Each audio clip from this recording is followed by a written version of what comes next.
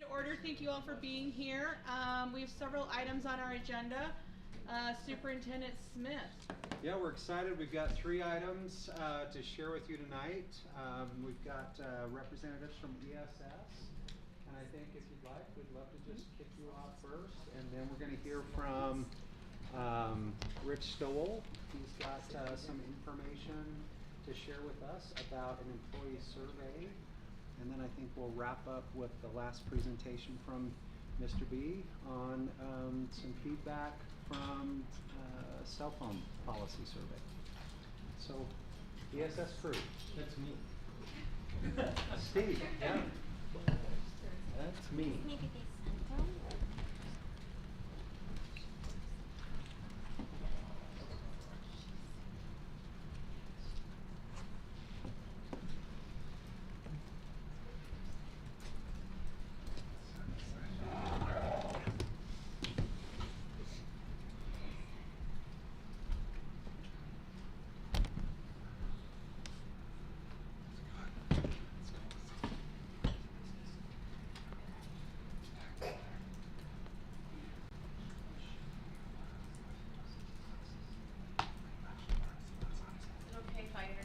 While he's getting logged onto the system. So I think our board members know that this is Steve Timmelt. He is one of our HR directors, and his main responsibilities are over what used to be classified employees. Now they're called education support professionals. And with that, he is our main contact with ESS, which is our substitute provider, and substitutes. So he is going to just share a little bit of information about substitute, the state of the district with substitutes. Yeah.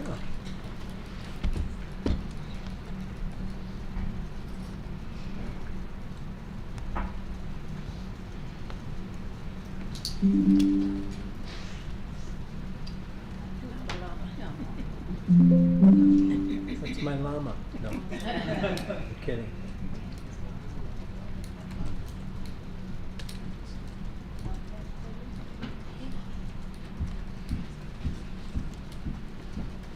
Hello. All right. So, I was asked to kind of talk a little bit about ESS and kind of where we are with ESS and the numbers and kind of our partnership with them and kind of a day in what's been happening in 2025. So my presentation here is to share information. It's you're welcome to ask questions. If I don't know the answer, I have lifelines right over there. So, so let's go ahead and get started. I'm just going to give kind of like a 30,000-foot overview of ESS and kind of what's been going on. And so, kind of the agenda, or kind of what I'm going to talk a little bit about, is this the agenda: current usage, key measures and results, bill rates, financial overview, contract terms, and then if you have any questions or answers. So just to get started, the current staffing usage for this school year, and this is for the whole district, for Alpine School District. So teachers is just over 21,000, and then professionals, and that includes sped aides, just over 4,500, and then clerical and admin support, 11. So you see kind of where the majority of our subs are, or the need is for our subs, but that's kind of where we're at right now. We'll get into more of kind of what those percentages are and what that looks like. The peak usage periods, and so I talked to Joseph and Natalie a little bit, and Joe, and the need for subs is right in January to March. Kind of that's where our illness season, and then also between April and May, that's where we have a lot of admin things going on, testing and that kind of thing. And so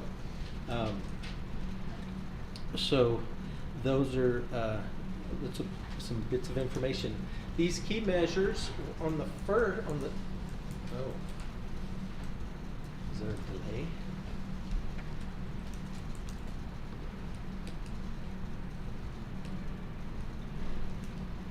There we go. So these are the key measures. So I wanted to point out, so this is for the period of July to November for 2025. The absence filled, this is, we just kind of went over that, but here's the breakdown. So the fill rate overall for July to November for Alpine School District is about 90, it's actually 98.7%, but, or 98.3%, but for intents and purposes. And then we kind of break down what is from teachers, paraprofessionals, and clerical. And then we break it out to the fill rates. And so one of the things that I noticed, I've been here since July of 2023, June of 2023. And ESS and their numbers continue to get better. Their fill rates were in the 80s, some in the low 90s when I got here a couple years ago. But it just continues to rise and it continues to get better in their fill rates. So that's something that is promising for us as well. So we like to see. And you'll notice that we just put some numbers here for 2024. Same time period, July through November. Not as many fills, but the fill rate was about 95%. So still a respectable number, but you can see that we're increasing that as well.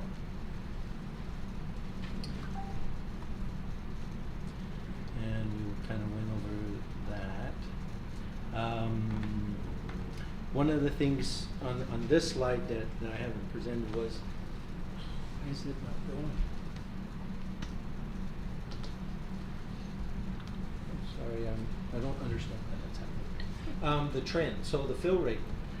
These numbers are a little bit low, but what I mean by trend is that overall, like I said before when I first started a couple years ago, the trend, was in the high 80s, low 90s, and year over year, it continues to go up 2 to 4%, more towards the 4%, but average of that trend. So.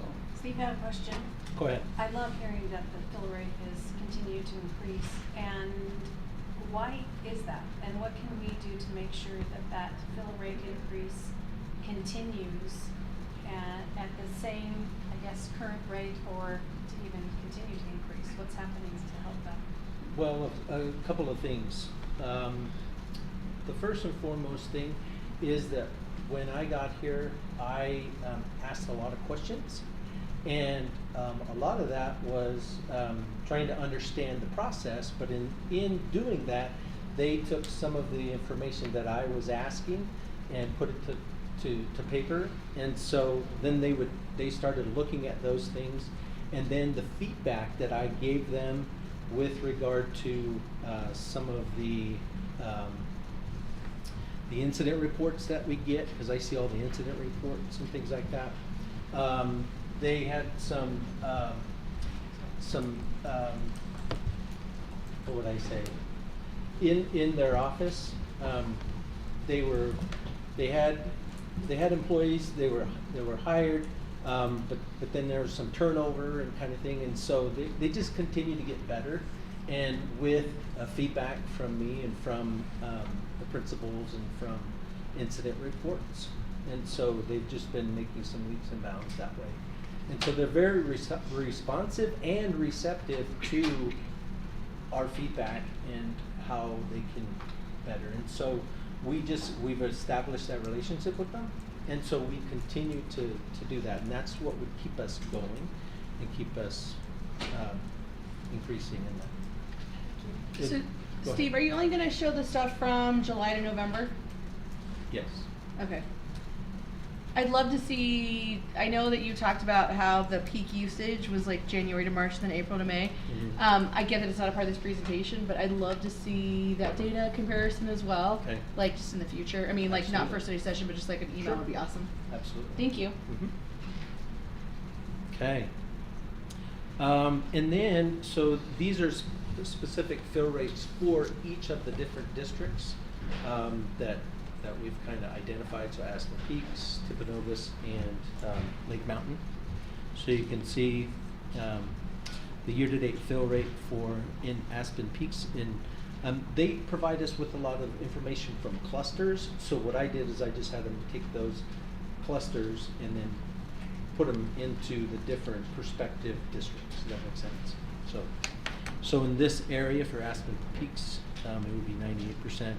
For Timpanogos, about the same. And then for Lake Mountain, it would be about 97%. So.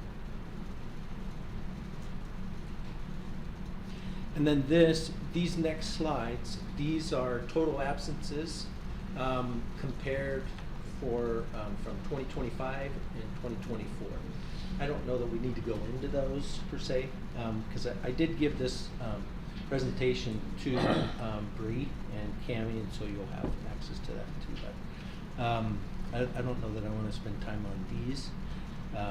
Just if there was a question. This one, oh, it's good. It's keeping up with me. That's great. So this slide, what I asked Joe was, of the different districts, how many of these subs live in those districts, and what could we expect if we were to say, hey, let's divide in 3 today, and what could we expect? What would that look like? And so right now we have a current subs is 2017, so that's approximate. It kind of ebbs and flows a little bit, but that's about what it is now. And then those are the subs that live, those are the total subs for ASD. But in the pie chart, you'll notice that this here, blue is, that's Aspen Peaks. And then the green is Timpanogos. And then the orange is Lake Mountain. And so what I did here was, so there's 760 that live in this area, 440 in this area, and 531 in this area. Now there's a discrepancy between if you add those 3 numbers and that number, because there's other subs that are living outside of these district areas. So they come in and help. So there's a discrepancy there, but that's why there's a discrepancy. What else did I want to say? Are we going to get this slide down? At a small cost. Okay. Is that okay? I'm just looking at it, and the green and the blue and in the key, I'm like, okay. It's hard to see. Aspen is blue. Okay. Yes, right here. Mm-hmm. All right. And this is what I wanted to say, was that what I did is I took the student population of the projected student population of each of these, and you divide this number by that. So this one, I took the number 35.5. Here would be 24.7, and then 24.3. And I know those numbers kind of go back and forth, but All right. Anyway, and so then that would, in each of those, that's about 2% for each of those areas that live within that area right now.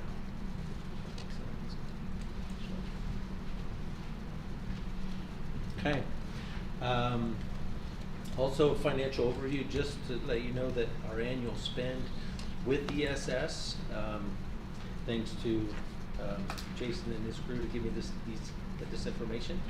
So 2023 was 5.5 million, 24 was 6.8, and then 25 was 8.9 million. Say that again. The last term. Oh my gosh, sorry. There you go. Okay, thank you. Sorry, I don't know why it's delayed. So 2023 5.5, 24 was 6.8, and then 25 is 8.9. Also, what I wanted to do, just for your information, the cost breakdown of a daily rate for certified subs.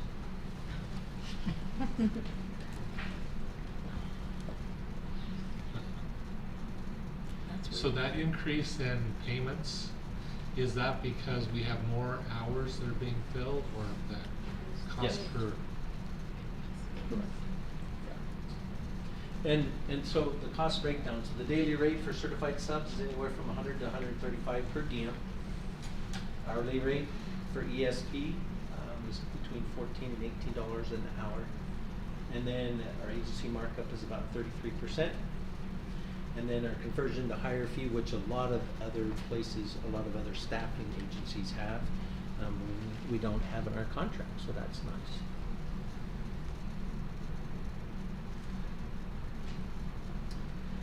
In the interest of time, this, I'll just talk about the slide briefly. What this shows is that with 24-hour lead time,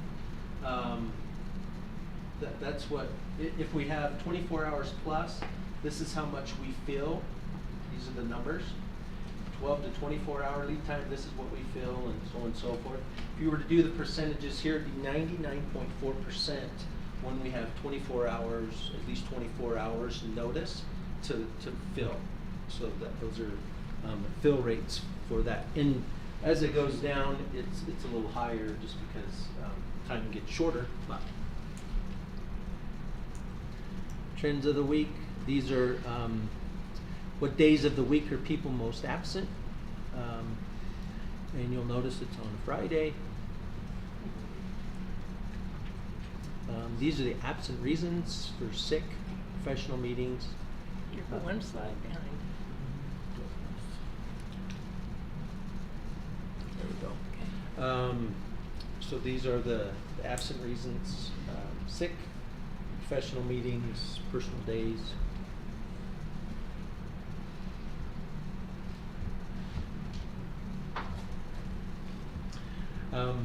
Just an FYI, so their recruiting channels, they use local colleges, universities. One of them is University of Utah. One of the things that, to answer your question, Sarah, one of the things that I really like what they did was we had a lot of people retiring and want to come back and work for us. And I asked if we could kind of speed up that process for those, because they know our culture and that kind of thing. And so we were getting more people from that were retired from ASD, and so that was another reason why our numbers are getting better. So. And out of those, that fill rate, it's about 14% of those that live outside the district that come into the district to sub. Are those ones that, do you even know this data? Maybe you don't. How many of those, at least the 14%, do they solely only want to sub in Alpine, or do they have their feelers out in other districts as well, and they're doing it between different districts and they're hopping? Do you happen to know that? We do know that we have individuals that are shared with Jordan and with Provo. There's a for sure. I was hoping you were going to say, nope, they all just want to be here. I was trying to prod you. It's okay. No, thank you. Okay.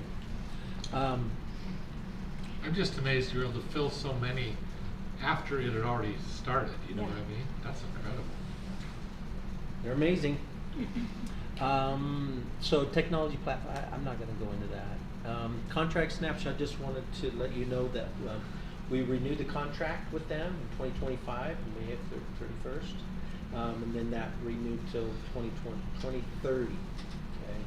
And so, and what will happen is that those prices will stay the same, the costs and things for us, in the event that we get together and the district split and they want to kind of go a different direction or that kind of thing.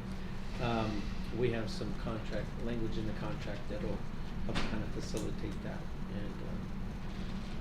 And will be renegotiated or not renegotiated? Well, is that renegotiated? Well, we'll need a new contract, but what we set up in our original contract was to honor the pricing for all three new entities. And so if the new entities choose to work with us, we hope to earn your business, then we will enter into an agreement for that. So there is the potential to enter on the same rate. Yes, Okay. yes, we will, yes. That was the negotiation that we did when we were doing the contract last year. Is some of that cost going up for the Wonders training? Because we have all those teachers going, I know we budgeted for it, so I'm just curious, is that part of why this year's cost is a little bit more than the last year's? I'm not familiar with Wonders Yeah. training, so. Yes. Okay, great. Okay, thank you, Keith. Okay. A piece of it. Like how Go much ahead. was So it? is there such a thing as an unemployed substitute teacher? Or if you're a substitute in the pool, you pretty much have a job any day you No, want? Or how's that? absolutely not. Okay, that's what I wonder. We jokingly. Well, you sub in this. We right? jokingly refer to it as playing the ponies at our house, where like an app notification, and if you don't immediately, like the job is gone. It's very hard to actually get sub jobs in ASD currently. Okay.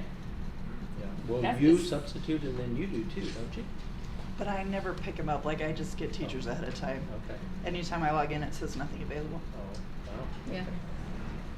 Hmm. Good. All right. Well, that's all I had today. Was there any other questions? And definitely we will address your question and send out the presentations. Okay. Thank you. Thank you. Thanks, Steve.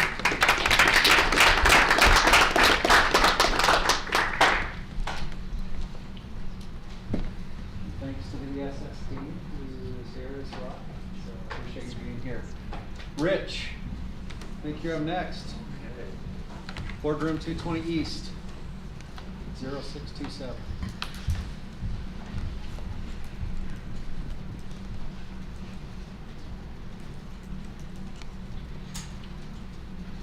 Changed on you.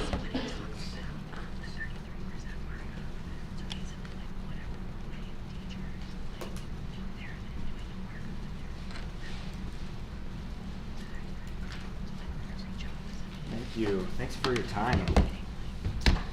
I'm going to talk today about this feedback that we got from employees. And we were measuring sentiment.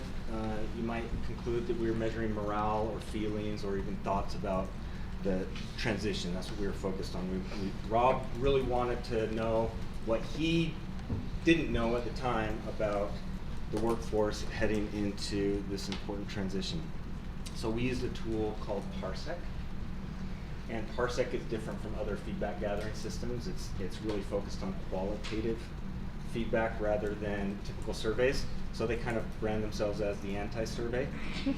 The way they put it is they can do conversations at scale.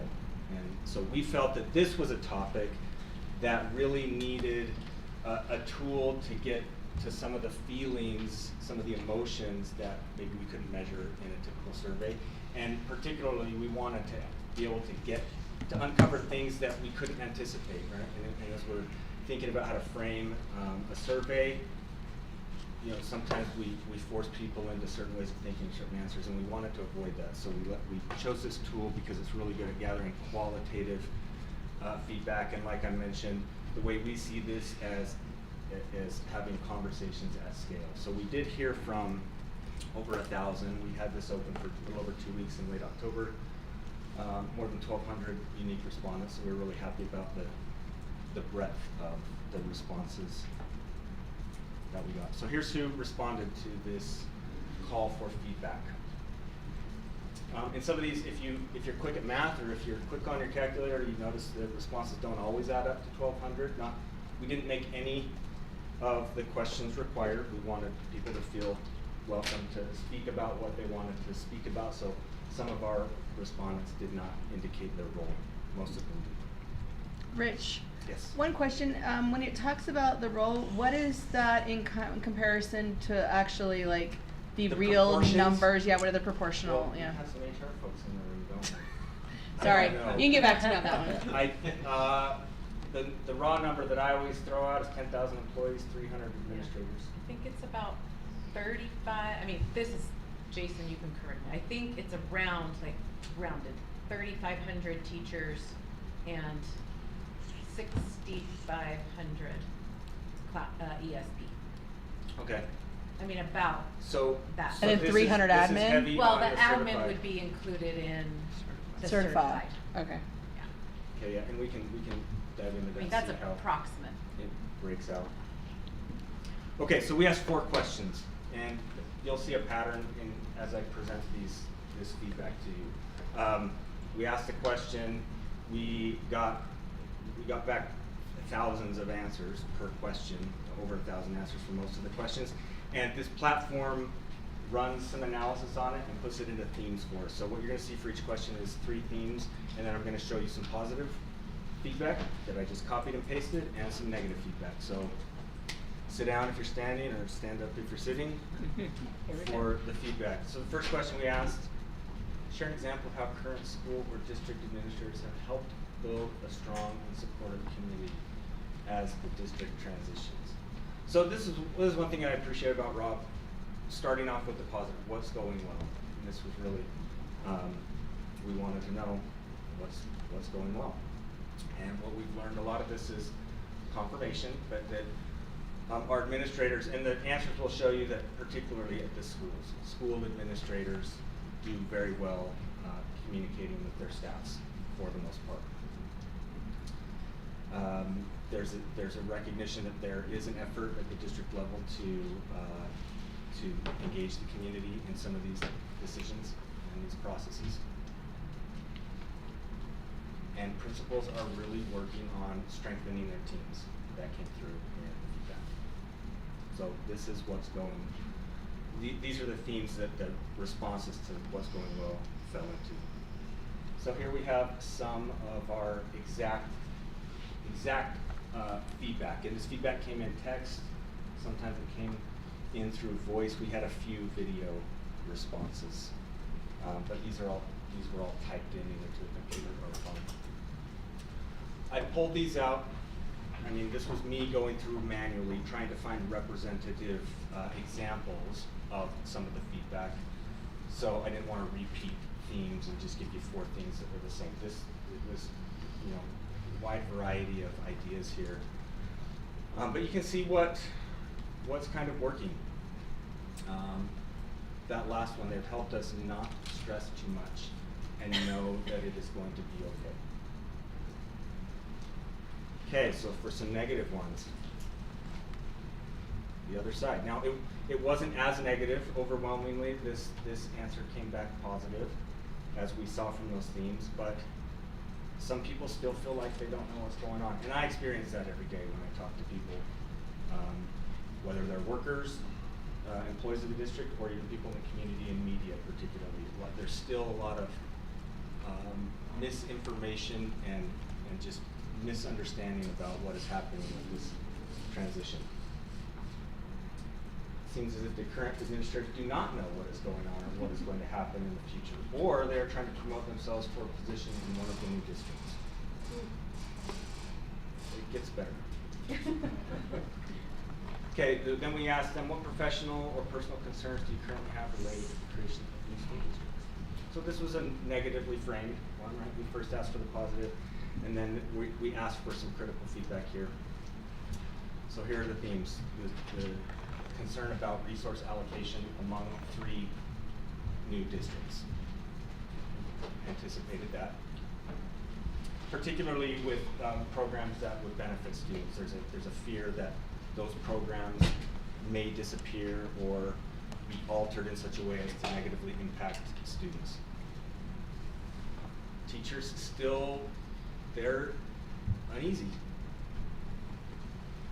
And we knew that, but you'll see in some of the comments, maybe the degree to which we sort of comprehended that, you might shift your thinking on that a little bit. And then there's this concern about salaries and benefits that, of course, we would expect.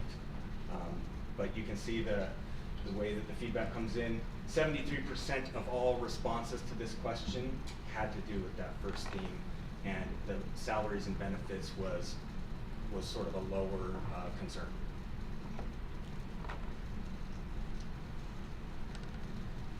I love the district's approach to providing us a breadth of good resources while still giving teachers wiggle room for how to exactly apply it in our classrooms. I hope that continues. That's good, and then this person's just really excited. And I think that represents a lot of employees. They're eager for this, they're eager to see new opportunities. So those were the positive things. Thrillshare. Oh, that's. Thrillshare is our communications platform, Okay. sending out messages to parents.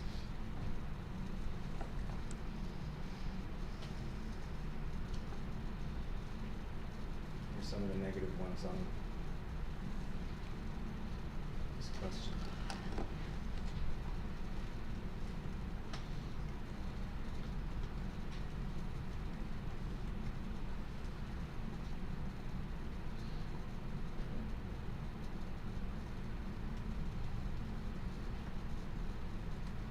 In all of these comments, I copied and pasted exactly. There were a few words that I did the right click to spell it correctly, because they type on their phone. I didn't want you to have me biased against them for mistyping something.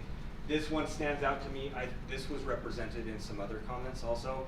On that comment alone, I truncated it because they had a lot to say, and I really just wanted to capture the part about email and systems. And I think at first, when I first read that, I thought, that's the least of our concerns, but maybe for employees, that account and the wealth of information that they've built up is a real concern.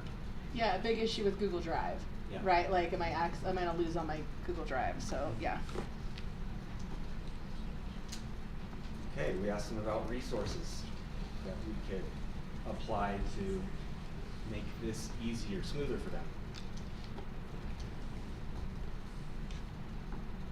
This is a note that we keep hearing: more transparent communication. And that was the biggest theme for how we can make this smoother. Teachers want assurances on job security and benefits. Maybe not a surprise there. So Rich, can I clarify with this one? Yeah. Are they talking about, it says school boards, so I'm assuming they're talking about the current ASD board as well as communication from the new school boards. Is that accurate? I think so. And when we launched this, I mean, we assume that, right? It kind of depends on individual responses, but remember, we launched this before elections. Right. And so we viewed this as data for you all, for the Senate. And I think it will be important for new school board members to take into account. But as we look at how to take action on this data, we're thinking, what can we do for our employees currently who are working for Alpine School District? And if it benefits new school boards, then that would be a bonus.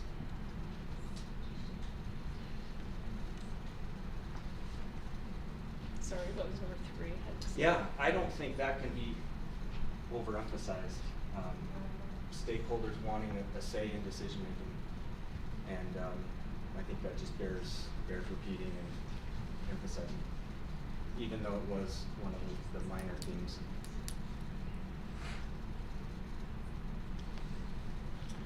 Okay, so the good stuff here.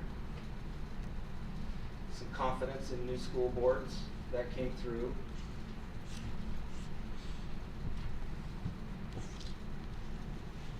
The timelines, that we saw that in many of the responses. People like to know what those timelines and milestones are, and I think we've made an effort to do that. I know Rob has really made that a priority, and so I think that concern is well received.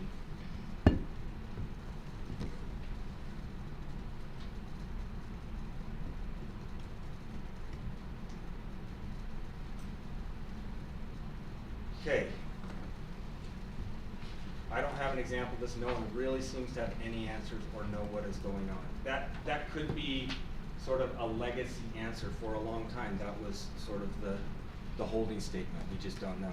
New boards will decide this. New boards will decide this. Well, I think what we saw in some of this response is that only goes so far. There's got to be something that you can provide for us to at least give us some assurance that someone's driving the bus. This was not isolated. This came through in many of the responses that on the negative side, right? That they feel like they're being acted upon instead of collaborated with.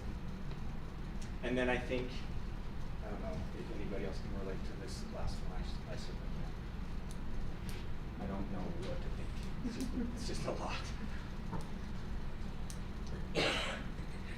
Okay, then finally we asked them, what could the district do better to prepare the community?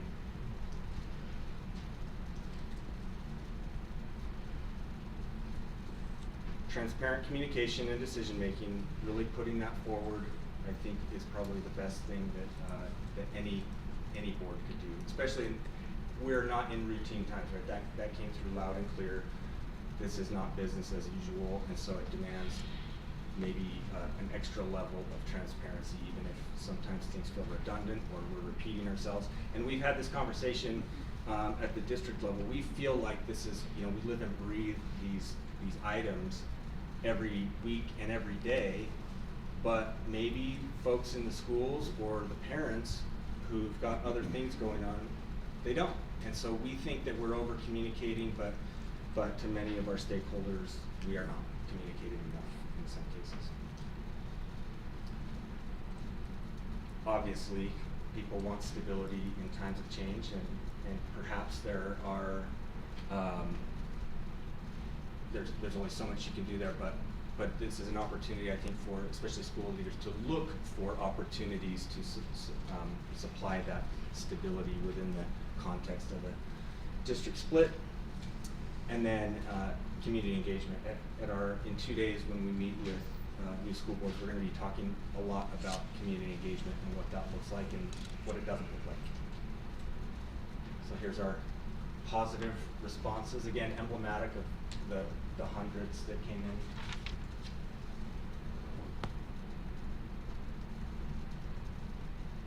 And that last one just, I think, I don't think it could have been said any better than that. And I don't know if a teacher said that or if an administrator said that, but I think that's great advice. It works on school boards too, they need to be praised. You're doing a wonderful job. Thank you for listening. PR people too.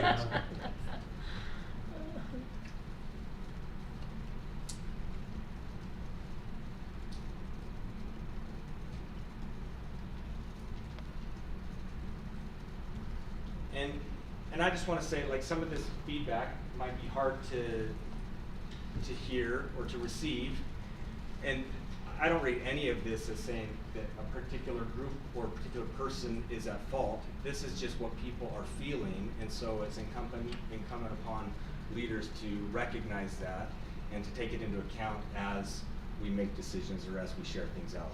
So, in this one, HR, probably there's not a lot HR can say right now about benefits, right? There's still a lot of unknowns, but we also need to understand that that's going to be a source of anxiety until we have clear answers that we can communicate out.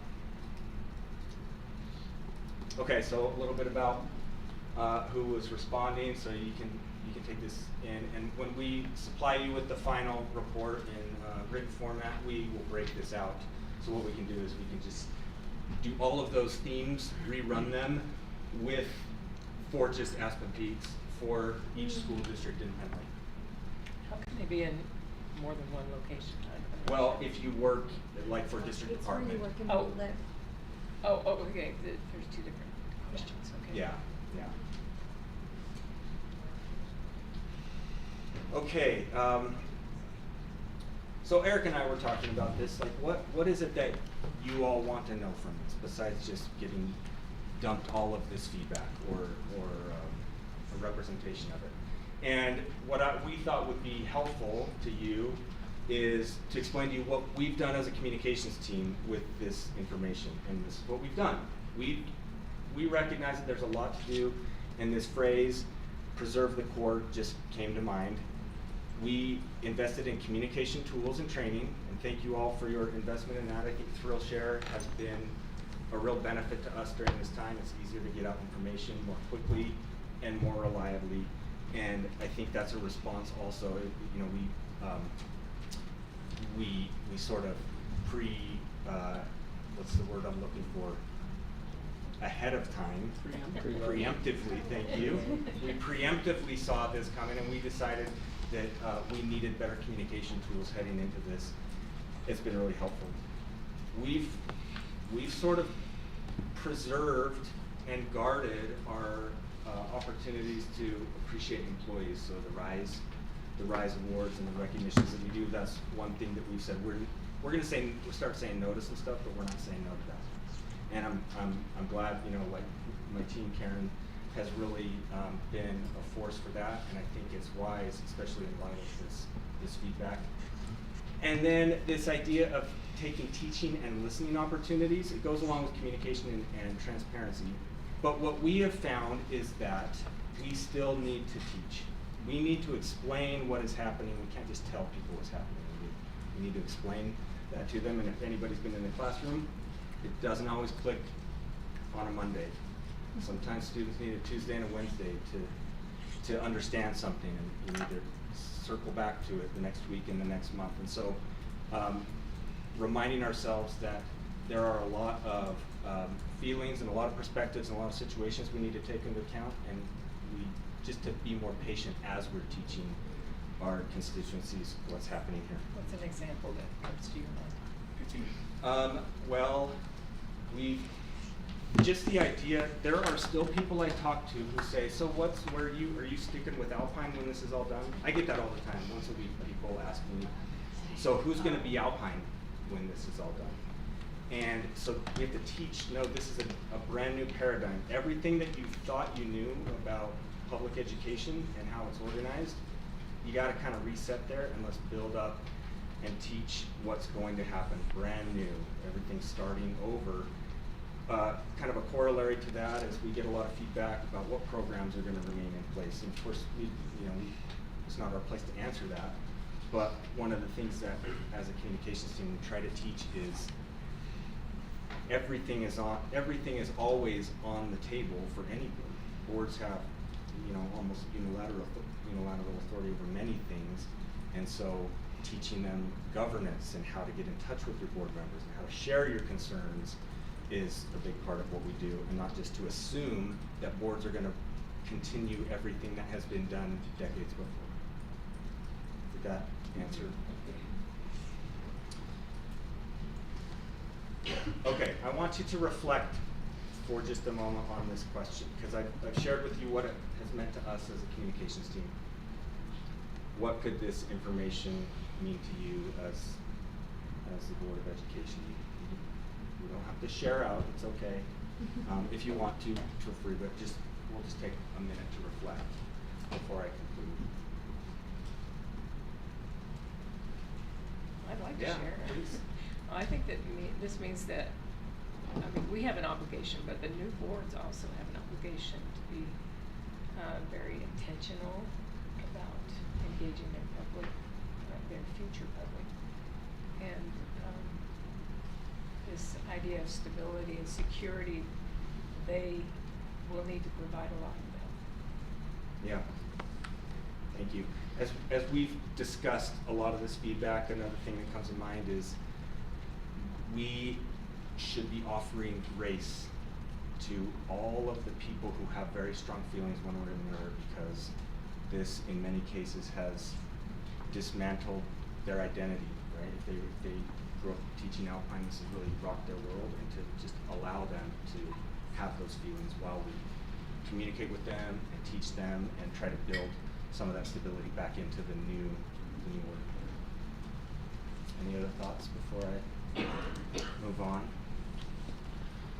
Rich, I was going to Yes. say, I appreciate that sentiment, because there's a lot of us that were educated through elementary school in this district, and that now, we're older, and our kids and our grandkids have had that experience, and so it is a little difficult. I think one of the things, especially after having gone through this survey and kind of listening for the responses, is the fact that there are those feelings still out there, and having been someone that didn't necessarily want the district to split, but trying to plant a seed in my heart of the good things that can come about, and sticking with those, and I have found that has grown, and I'm able to see the excitement of do you know how many people in the nation would love to start a district from scratch that reflects the values of your own community? Yeah. I mean, that's, and to really stick with the positive things, not to be fake about it, but to really find, and I think each of us as leaders, regardless of where you are in different capacities, we need to be able to find that, because the only way our communities are going to move forward, and not just move forward, but move forward positively, is if we find that. And so it's not been easy for me, but I think that it's important for me to move forward Yeah. so that we can all see that there's some great things that are happening, because it's so easy to, you know, cling to the past but move forward. And I think there's some wonderful things that we can move forward with Alpine that we can share in other districts and use some of those things and start from scratch. But I am finding that the more I'm focusing on the positive, it's easier to be positive. Is it Semper Anticus? That's it. Did I get it Always right? forward. Yeah. Yeah. See? Semper what? Anticus. Anticus. Always forward. Paid attention to this presentation. Yeah. Hey, I wanted to tee off with one of Sarah's comments, and that is, there's this emotional bond to Alpine District that I think has contributed to making it great.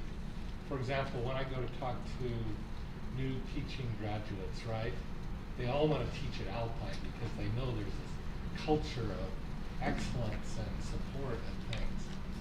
And I think we have a lot of goodwill among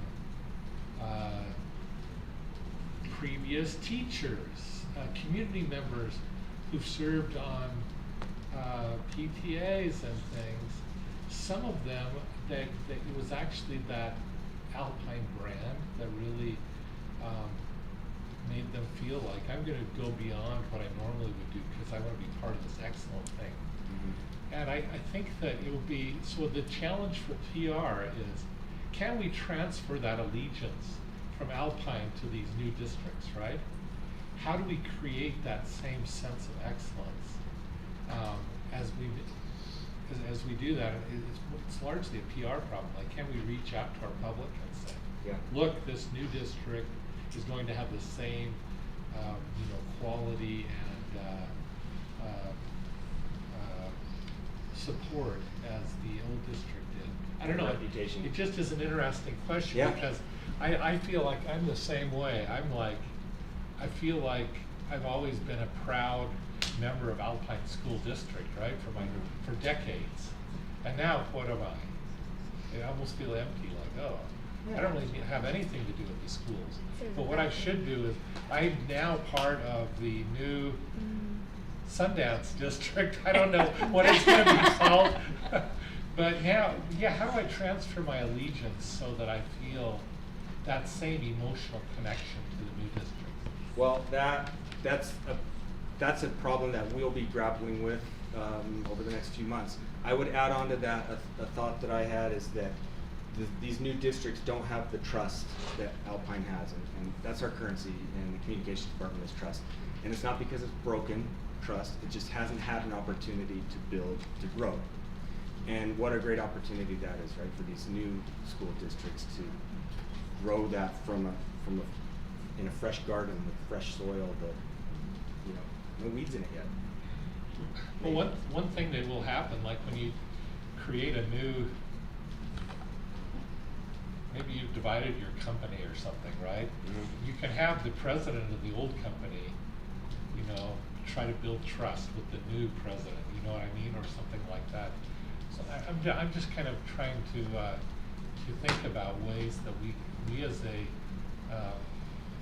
old Alpine could actually build trust in the new districts. Yeah. It might be interesting. And I would expect that'll be the topic of lots of conversations that Derek and I have with Rob and the team going forward. Well, and, Mark, also with that, we've seen a massive shift in the last 7 years with school boards. No one came to school board meetings when I first got here. Now it's more thing, and you see the involvement of the communities more. It's going to be different in new school districts with school boards, and they will learn so differently than boards that we've had previously in Alpine. It's different because the involvement of the community, and that kind of goes along with the trust thing. So it's bound to be different whether we like it or not, but it's exciting to see how much involvement that people want to have in these new districts. That's exciting. Maybe we need Department of Cities, you know what I mean? Because they can build trust too. Yeah. I don't know, sorry. No, I just was gonna piggyback on that comment, Mark. How I frame it partially is, the 3 new districts are pieces of us. They are part of Alpine, and Alpine is a piece of them. And so how do you build on that? How do you see your identity in one of the new districts? These are still our communities. These are still teachers that work in all of our cities, in all of our schools. These are custodians and bus drivers that still provide service today. They will just be providing that through a new district. And so those 3 new districts are pieces of us, and we are of them. And how exciting it is not just to think about that historically and what that means and can mean to us that have a lot of loyalty to Alpine, but that coupled with the new opportunity of 3 new boards to take a lot of the good things, but to innovate and build new. And that new excitement and energy, as Sarah's talking about, there is a lot of excitement and energy building in those things. And we saw that over the last 2 weeks in the new school board swearing in, the new meetings, the agenda items, the things they're tackling on, their field trips, their road trips.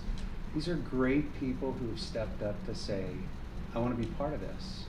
And so that's how I would frame it, is they are a part of us, we are of them, and we have some great people that are going to be building that trust in the new districts over time.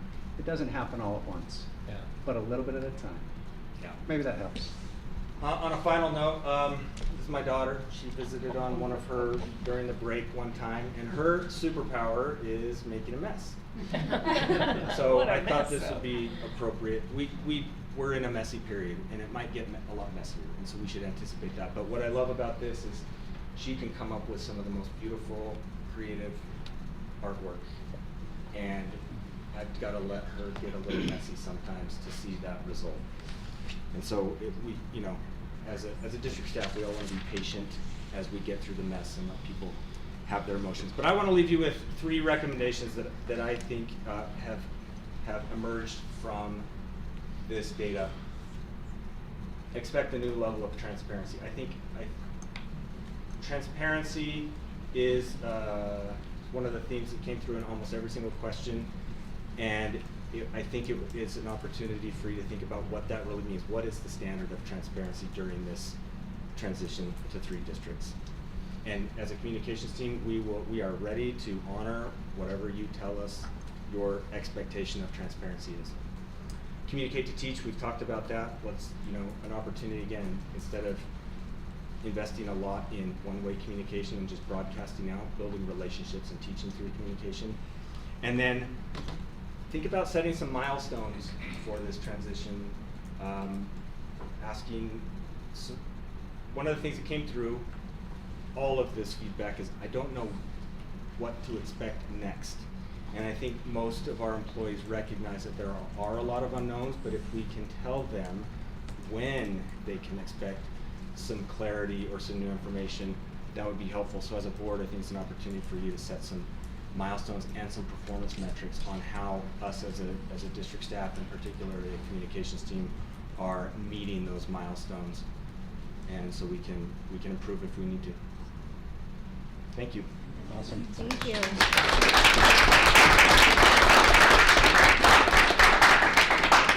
Thanks, Rich, Karen, Jonas, Michelle, Phyllis. Yep. You're awesome. Eric, thank you for engaging in the work with them too. Doing some great things. Craig, turn it over to you. Thank you.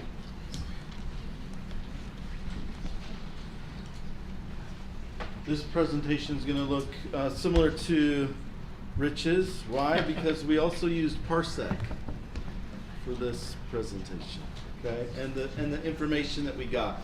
So the reason that we did this kind of stemmed from 2 things.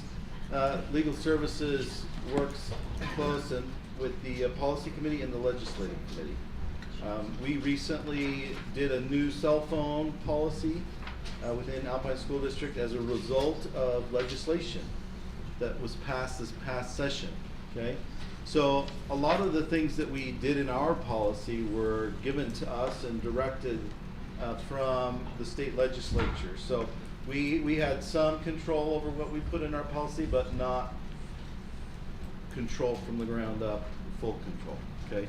So some of the things that we wanted to get information from parents, students, employees on how it's going so that we could look at how we might change or adjust our policy in the ways that we can change and adjust it, okay? The other reason that we wanted to gather information is so that we could report back to the legislature and tell them how it's going. And maybe offer suggestions on ways that it would be helpful to us as a school district to make adjustments to the statute, okay? So those are the main reasons why we put this out there. You'll see that we had over 10,000 responses, 4,500 from parents, 4,700 from students, and a little over 1,000 from employees. This is the overall sentiment. Now I'm gonna just point something out to you real quick. These percentages are quite low actually, right? So typically you would highlight the big percentage. The big percentage in all of these is gonna be neutral, okay? So most of our responses came back that they didn't have necessarily a strong preference toward the policy or against the policy. They're going along with the policy and they're okay with it, they're adapting to it, etc. Okay? The overall sentiment then from parents, 27% favorable with 47% neutral. Okay? Students, you shouldn't be surprised by this, they were the lowest on the favorability scale as it applies to cell phones not being allowed in school. But again, we had a 36% neutral rate there. And employees are our most favorable. This is primarily our teachers, right? 47% favorable and also 27% that were neutral, okay? So we had several questions that we sent out to these three demographics. The questions were not exactly the same as we sent them out, but we grouped these questions into general themes with this presentation. So in general, how has the cell phone policy affected student learning? And then I'm going to show you the results for each of those three demographics. So parents, although it's 27% favorable, again, 47% neutral, okay? But we did see a lot of parents indicate that they saw improved focus, learning, and classroom engagement. Some saw more completed work. Others said there was little change, and there was a few that said they had concerns about their students' anxiety and emergency communications. Those are themes that you'll see throughout all of the questions, is concerns about being able to get a hold of their student and emergency situations. Students, you'll see, have those similar themes, okay? So a lot of your students said, oh, well, my grades haven't changed. A few said that they saw focus and improved focus in academic performance. Others said that it made it harder to complete their tasks because they couldn't use their phone, which they're so used to using for a lot of these processes, okay? And then of course employees, so our teachers saw strong gains in their focus. Fewer disruptions, better face-to-face interaction between students with their peers, and still some resistance, obviously, from their students. These are some of the positive responses that were taken directly from the survey with regards to this idea.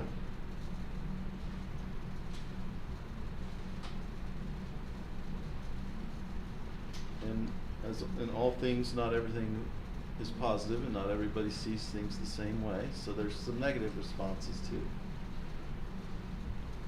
I certainly think that one's true, right? Kids are finding sneaky ways to get around the policy.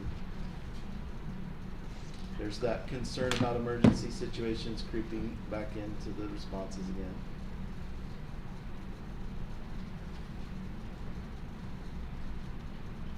So those are some of the general feelings, okay? The next question or theme that we had was. Can I just interject that comment there? That's the first indication I've seen that there's a concern that the phone is not available for the child to video in the class. That's, wow. I just had not, I True. had not considered that. It's true. I mean, most of the negative PR we've gotten has been from kids videoing it. Yeah, I had not considered that as a board member, so I'm just saying. Now, there are some of our schools, right, our schools are applying this in different ways as allowed under policy. So we've allowed our schools, if they so chose with their student community council and PTA and others that they got feedback from, to lock the phones in pouches or lockers or other things like that. But that's Others- not from the board. No, no. And other schools are just allowing their student to keep it out of sight, right? So leave it in their backpack or their purse or whatever it might be. Just a comment at this bottom on the left there. I hadn't thought about that before, but you know, a student who's on their phone like 18 hours a day, It's a all of a change. sudden they put it away, it's going to feel different emotionally. You know Yeah. what I mean? There's some And I guess I separation hadn't- anxiety. I mean, it's like you almost have withdrawal. Like, yeah, it's good for the drug addict to get off drugs, but there's going to be a withdrawal time, and he's going to have Yeah. a bad reaction. And maybe that same thing's happening with our students a little bit. And you'll see this theme pop up more as we go through the different questions. Certainly, it does cause some of them stress, whether they're missing a text, right, or they texted somebody before class and they know that they've got a text response and they can't see it and they're worried about what it might say. All right, this next thing was how has the policy influenced behavior, mental health, and social dynamics? So in general, parents were positive on this one. They felt like it made the students feel safer and made them be more respectful. Helped them stay on task. Reduced cyberbullying.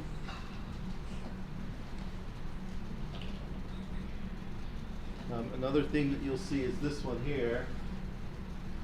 While many students showed improved well-being, some experienced anxiety, often tied to inconsistent enforcement between schools.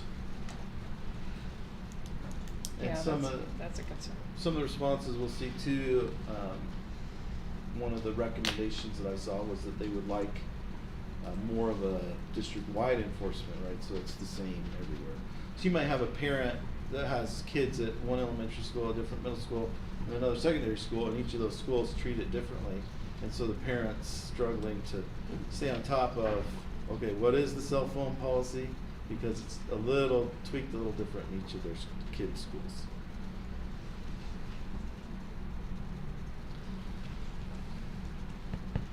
So again, students reporting higher anxiety without their phones. Right? It's interesting that so many felt there was no change. Yeah. And you'll see too on this one was interesting to me, just that some students felt more connected with their peers, others felt less. I can only imagine that they felt less connected because they can't text their friends or they can't scroll through their feed to see what their friend is doing. But the positive side is that they're having that. I wonder what it would look Face-to-face. like if we would have changed it to, do you feel more or less connected face to face? Yeah. Or something, because I thought the same exact thing, the less connection because they're not. So certainly the way that the question was asked influenced the response, right? Hey, Craig, just two secondary schools that I visited recently. I asked students in the class, a teacher gave me some time, and I asked them about this, and several responses from students were, we feel more connected. But I noticed there were other students that when those comments were made, I don't know that they agreed. Yeah. Their body language was telling me, so I think this is one where I think about split. Some are more willing to vocalize some of those things in a positive or affirmative way, but there are other students that are vocalizing, just don't feel comfortable to share that for a variety of ways. But I did notice that in a couple of secondary schools where I asked students for their feedback. And I think it's probably common for those that are most comfortable communicating on their phone, not face to face, to also be those that are less likely to raise their hand and bring that to your attention. So this is one of the strongest ones for employees. They absolutely 69% response rate with regards to improved behaviors and mental health since the policy went into effect. Okay. Stronger engagement, more peer interaction, improved behavior. And again, it's interesting to see your different categories. Here's some of the positive responses with regards to this.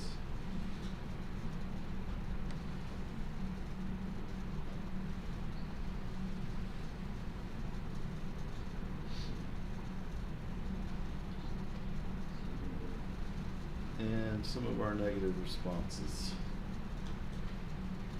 You see the emergency piece again.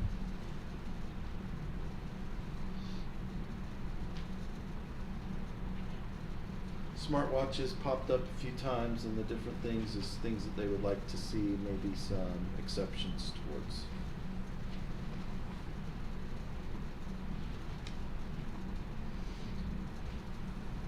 Okay, this is one that we saw a few complaints about from our all three demographics actually, is the consistency and how well it was trained on or communicated out to parents and also students.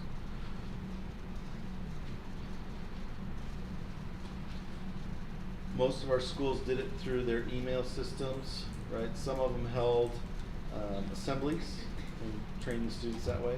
A lot of them hung up posters, things like that to help remind the students. It was mostly done at the beginning of the year. So there's possibly a need to do a refresher, to do some reminders, maybe do it again at the break, so that students are refreshed on what the requirements are.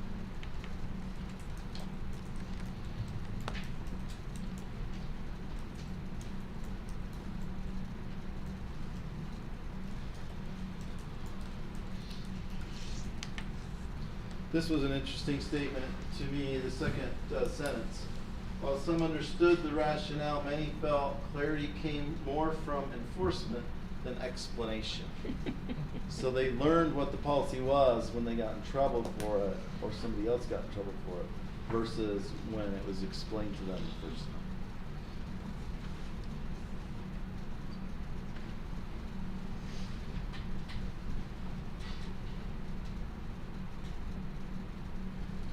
And all the responses were pretty similar as far as like how they received the information.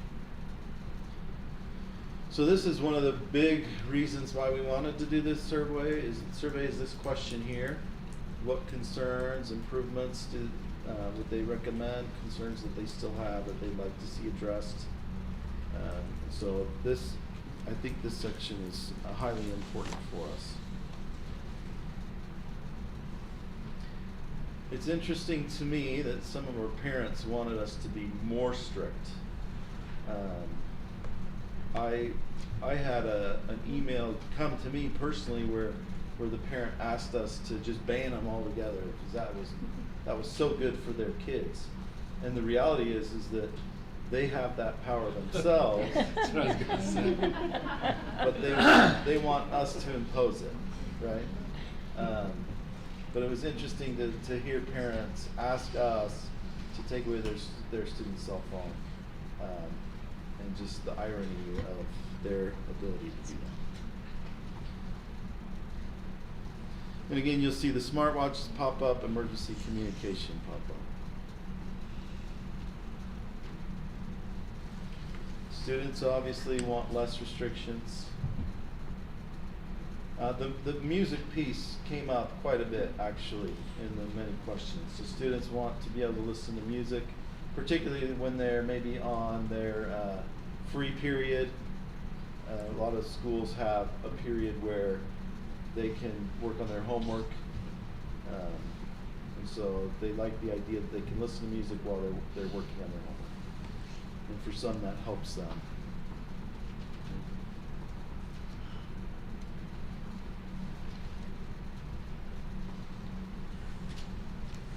I saw this issue with cameras come up a few times as well, so that was interesting to me. I don't know how many teachers are asking students to use their cameras, but apparently they do, and so they feel like there's limitations with the Chromebooks that they have versus using their phone to complete and submit assignments.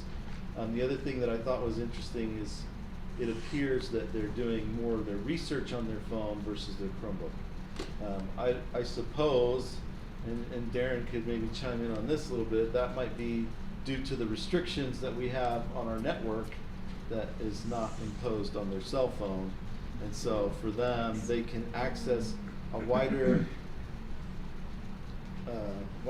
view of material on the internet than they can on their Chromebook. They can get more information on their cell phone.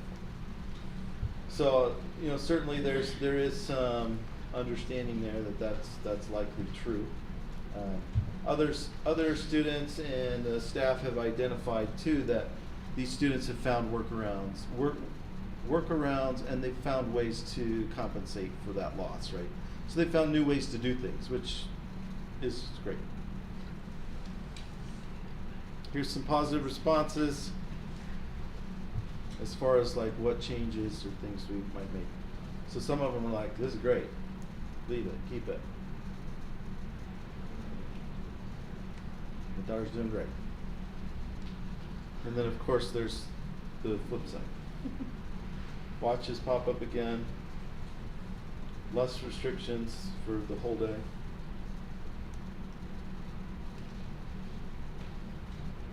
Hold teachers accountable. At all by like elementary and secondary? So these are all combined. This is elementary, middle, and secondary combined. I think we could, did we? We do have the ability Okay. to So we can break separate. out the levels. What we cannot do is we did not ask any questions with regards to location. So we couldn't break it up based on district, but we could for the levels. I would be interested to see if the negative watch comments come from elementary Yeah. parents, since that's where we have I most can- challenges. I can imagine. Those negatives are actually supportive of the policy, right? Some of them are, yes. They just want stronger policy. So this is a quick little summary that I put together of themes that I saw. Students, again, want more flexibility, overall don't love it. Parents do like it, but worried about safety and emergencies.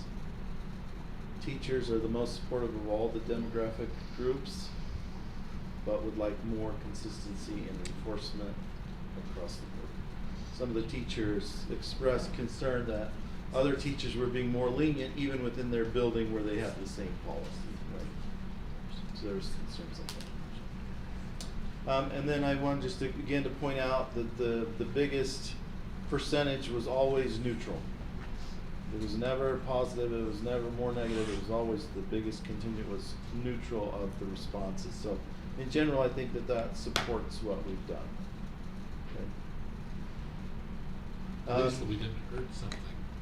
Yeah, or they're not willing to raise their hand, right? So next steps for us, we do have raw data on all this, so individual responses from those 10,000 people. I can show you what that looks like here real quick, just so that you have an idea. So it's just lines of every question and their responses. We didn't want to have yes/no questions because we didn't feel like that would help us in our goals to learn more about what we could do or change. So almost all the responses are open-ended, where they could type in a dialogue box and share with us their thoughts. But we have 3 spreadsheets like this, and there are 6,000 responses per spreadsheet. And so I tried to grab some themes from those spreadsheets. I used some AI to help us put those together. as to what some of those themes are. And it is interesting. Hopefully you can see that. I don't know if you can, but here's some standout things from the responses in general. So this is taking those individual spreadsheets, and this is stuff we want to dig into more to get specific feedback. But you do have people that are asking for more centralized enforcement. So either let's do the lockers, or let's do the lock boxes, or whatever, or let's not. There's concern about funding, and wanting some funding at the school so that they could do some of those things. Taking the changes gradually, so let's not quickly adjust the policy. Let's let it sit and simmer so that they can get a feel for it before we start tweaking it. That was one of the comments. And this last one was interesting. I thought anyway that we could get software that blocks like the signal rather than trying to make them put their phones away. So that could be an interesting option. Anyway, those are some of the things that stood out from the individual responses. Okay. Yes, Ada. In discussing this in policy, I think we heard in one classroom where they just simply take a paper bag and staple it shut with the phone inside. So yeah, it's great. So I don't know that we need to pay all these companies for locked pouches. there's lots of solutions, and some of our schools have done the lock pouches and seen great results, and others have done paperback and seen great results. So Craig, at the beginning of your presentation, you mentioned that, this is something that we all, as a board, even wanted to have happen so that we could share this information with the legislators. What's the plan after this, and how are you going to share it, and can you give us some background, or? I can talk to that a little bit. Okay. So what we've been doing as a legislative committee is each month we've put together a different postcard, and we've mailed that, U.S. mail, to our legislators and shared it with the different board members. So we have a whole list of different postcards that we're doing. So one of the postcards we're going to do is the cell phone, and we will include some of this data with that postcard and some of the highlights on the postcard, and just let them know that we're discussing it, we're having conversations about it, and that will help you also to open a dialogue with them and say, oh, did you see our cell phone survey postcard, right? Let's talk about that. Let's talk about ways that maybe we can improve the legislation surrounding. And I would just echo that that's one mechanism. The first step was to report out here to you and identify some opportunities similar to what we did with the employee survey, and then set milestones and metrics. How are we? What medium are we going to communicate it? Postcards is one. Is there other areas that we can look at? But to be transparent, to say, hey, we asked for this information, here's what it is. There's good and there's some challenge, but mostly neutral. Now, what do we do about it, and how do we communicate and affect that moving forward? So that's next steps that we'll talk about. That's one idea. Do we know if there's any other districts that have also put out a similar survey to their employees, parents, and students as well? Good question. I'm not aware. I'm not aware of any at this point, but I imagine others will. Yeah. I just want to point out that this is like an external assessment, a survey. What we haven't done is an internal accounting. So we don't have from each school, what is your enforcement looking like? Oh, sure. We don't have that internal assessment, so I don't think we can really go anywhere until we also know that. Yeah, we haven't been tracking how each individual school is enforcing. By the way, so there's at least one new cell phone bill already filed. All right. So whoever said let it fester for a while before you Too late. deal with it, too Too late. late, too late. And there's also a couple bills that want to restrict laptop or Screen time. device screen time in total. Yeah. So Chromebooks too. So I think if I was to do a one takeaway from this, that neutral thing is telling, right?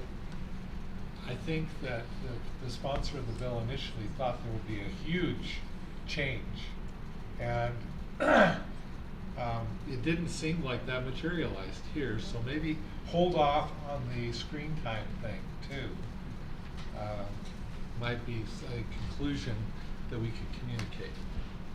Yes, so just good, great information that you could share back with your legislators. Yeah. It seemed like the teachers had a clear response, and I think it's our teachers we really need to listen to, pay attention to. They're in the classroom, they know what's happening, so. Although neutral was still pretty high with teachers. Still high, but 69%. teachers had the most favorable responses Improved with behavior. regards to policy. They may be predisposed to give that answer though. Yeah. So. Okay, any other questions? Thanks, Craig. Thank for all your you. work. You bet. Thank you, Craig. Thank you, Craig. Good work.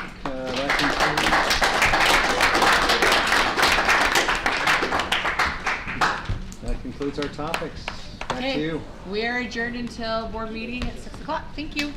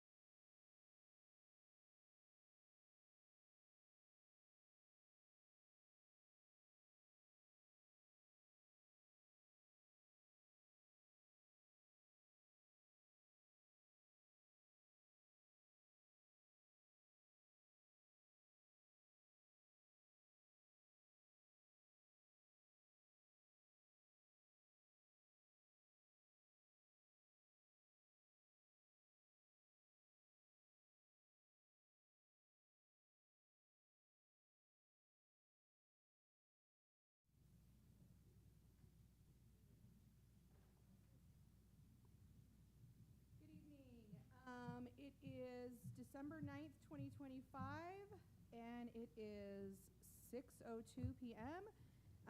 I am calling this board meeting to order. First on our agenda, we have our Pledge of Allegiance by Craig Brinkerhoff, followed by Brian Jolly, who will be giving us our inspirational thought.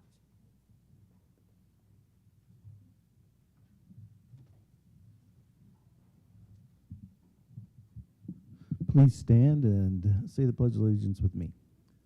I pledge allegiance to the flag of the United States of America and to the republic for which it stands, one nation, under God, indivisible, with liberty and justice for all.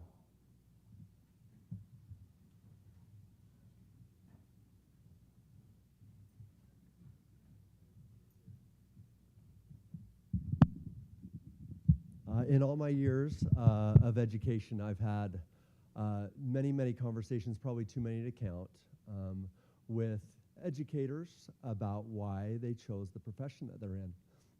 And almost without exception, there is a very common important theme that surfaces as we talk.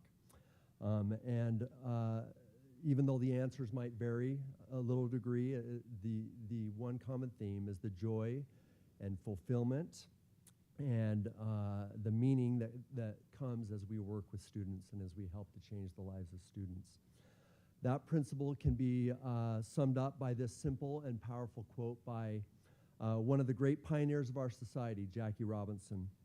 He said, "A life isn't significant except for its impact on others' lives." And I am grateful to be a part of an organization, an institution, just this great group of people that have that type of inspiration and impact on the lives of students. Thank you.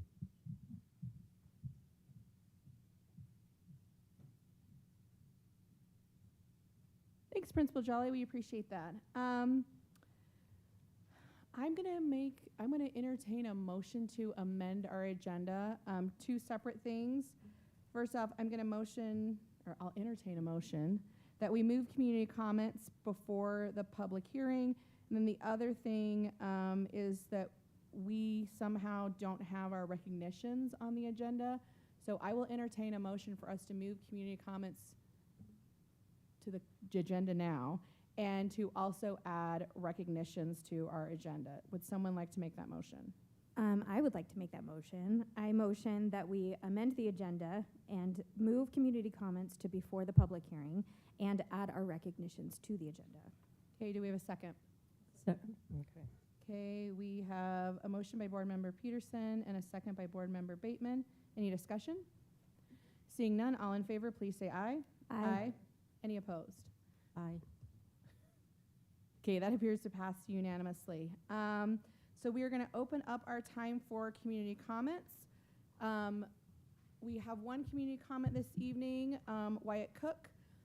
We now have time set aside for public comment. This opportunity is allocated for patrons living within the Alpine School District boundary. Sign-up sheet was available prior to this meeting, allowing up to 10 patrons the opportunity to speak.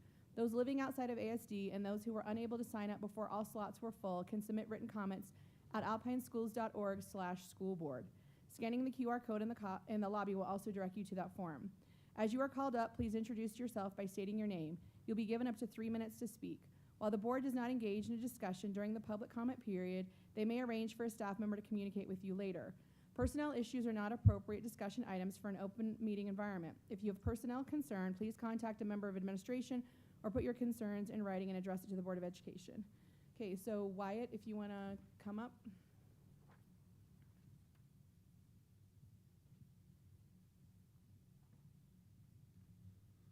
Good evening, board members. I'm Wyatt Cook. I'm the mayor of Cedar Fort.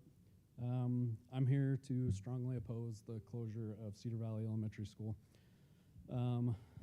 So something that I've been thinking about is the studies that have been brought forth are great. The staff has done their due diligence and going over every option. With that in mind, studies always, you can find a study to further any point. on either side. There's always a study that can say this is better or that's better. They're never 100%. They're never foolproof. You can always find a study for either way. But I don't want to discredit the staff.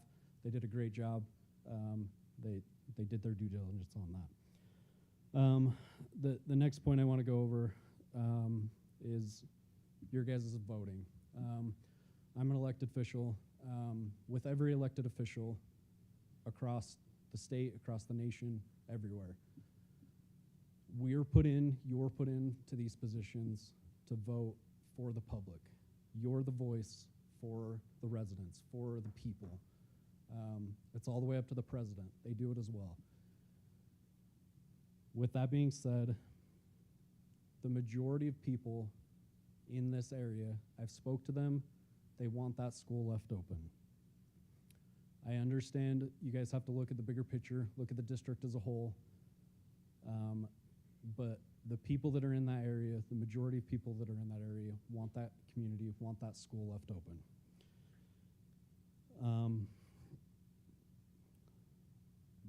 And it's not just Cedar Fort. There's 4 communities in that area. There's Cedar Fort, White Hills, Firefly, and Fairfield. So there's 2 cities. White Hills and Firefly are in Eagle Mountain. I've spoke to residents in every one of those areas. All of them love Cedar Valley. They love the values of the school. They love the school, and they want it to stay open. And lastly, I'll end with this. You guys don't know them, but I can tell you right now, the teachers, the students, and the parents at Cedar Valley are dedicated to keep that school open. They will help you further that any way, shape, or form. If you decide to keep it open tonight, they will not let that fail. I know that. I know the people in that area. And they will make that school succeed in any way, shape, or form they can. Whether it's funding, getting that at any level, whether it's filling the classrooms up, they will do that. Thank you for your time. Thank you, Wyatt. Okay, next up we have our board recognitions. As the Board of Education, it's important for us to recognize various accomplishments made by students, employees, and patrons from throughout Alpine School District. As we honor the individuals and groups this evening, we acknowledge the families and others who have helped them achieve their goals. Thank you for the support you've offered to those we recognize at this time. We appreciate your attendance here tonight. Alpine School District is thankful for so many teachers and staff members who excel in making a difference for students, parents, colleagues, and others. Tonight, we would like to recognize nominees who've been selected to achieve the Alpine School District RISE Award, which stands for Remarkable, Inspiring, Selfless, and Encouraging. I totally forgot to say that after we do the recognitions, you are welcome to leave. It is not rude. I don't expect you guys to stay for all the other action items, so it's totally appropriate for you to exit once all the recognitions are complete. First up, we have Joy Peterson, who's the media specialist at Sage Canyon. She was nominated by Jordan Bradshaw, who's an employee, and so we would invite Joy, Jordan, and then Principal Brian Jolly to come forward.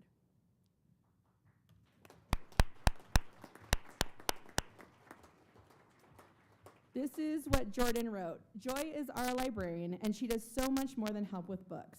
When we were looking to help our students do better quality research, she had an amazing lesson ready to go that she led my students through. My students created a much higher quality project because of the excellent research collaborative lesson with our librarian. Thanks, Joy.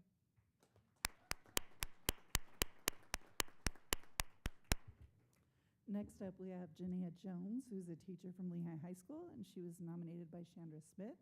So we invite Mrs. Jones and Chandra and Gavin and Aiden and Principal Barth to come join us.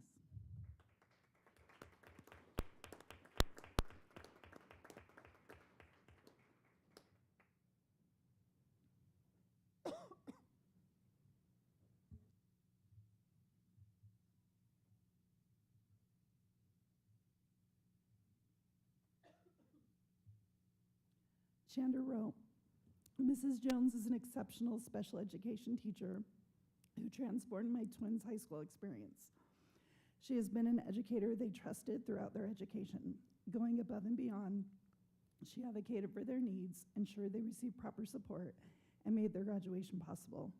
Her genuine care and dedication were evident in every interaction. She didn't just teach, she believed in them when others didn't. Her dedication made it so they were able to have a positive academic experience throughout high school. She exemplifies everything the RISE Award represents. Thank you.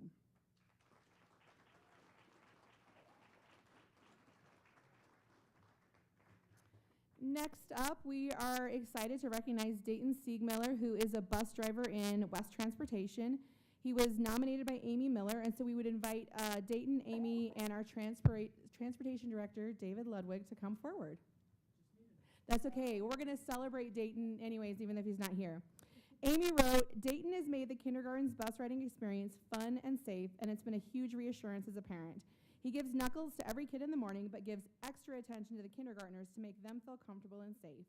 I appreciate how well he follows safety policy, not letting my boys get off the bus until they see me at the stop. When my boys miss school, they talk about being sad not to see Dayton. Dayton joked with my anxious kindergartner about having my son drive the bus for him, and he loved that.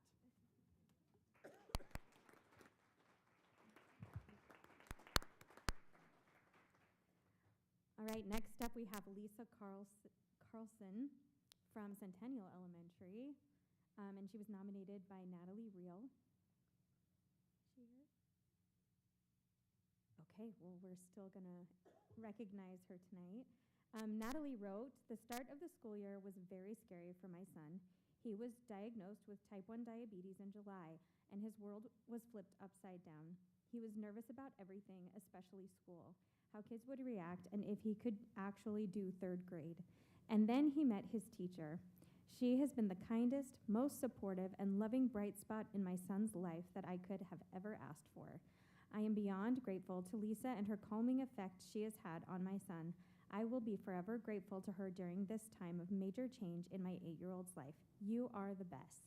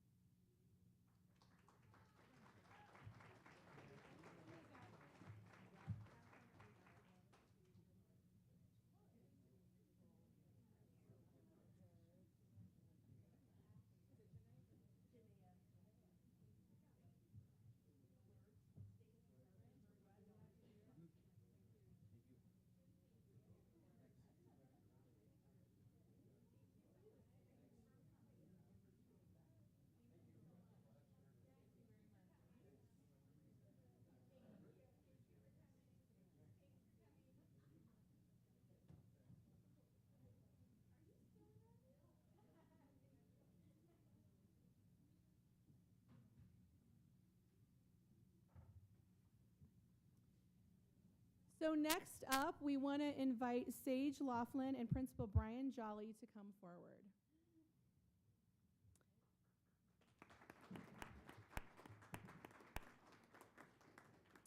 We want to extend our congratulations to Sage Laughlin from Sage Canyon Middle School. Her design was selected for our 2025 district holiday card. This year, our communications team did something new and exciting. For the first time, students from across the entire district were invited to submit original artwork for our official holiday card. The response was incredible.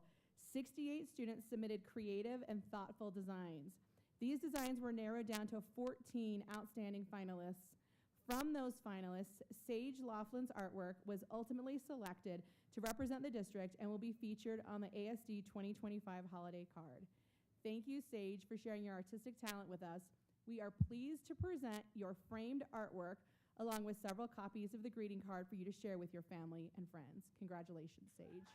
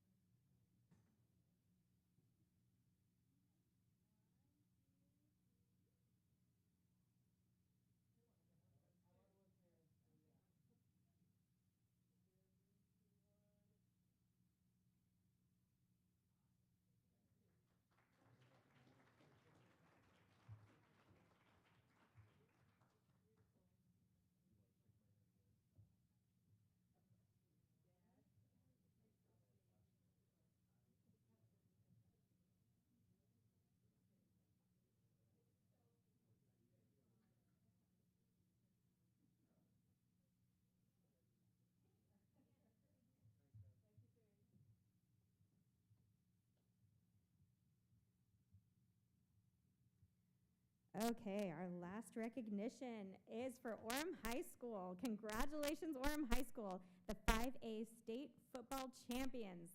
Award certificates have been sent to the school to be given to the student athletes during their recognition ceremony.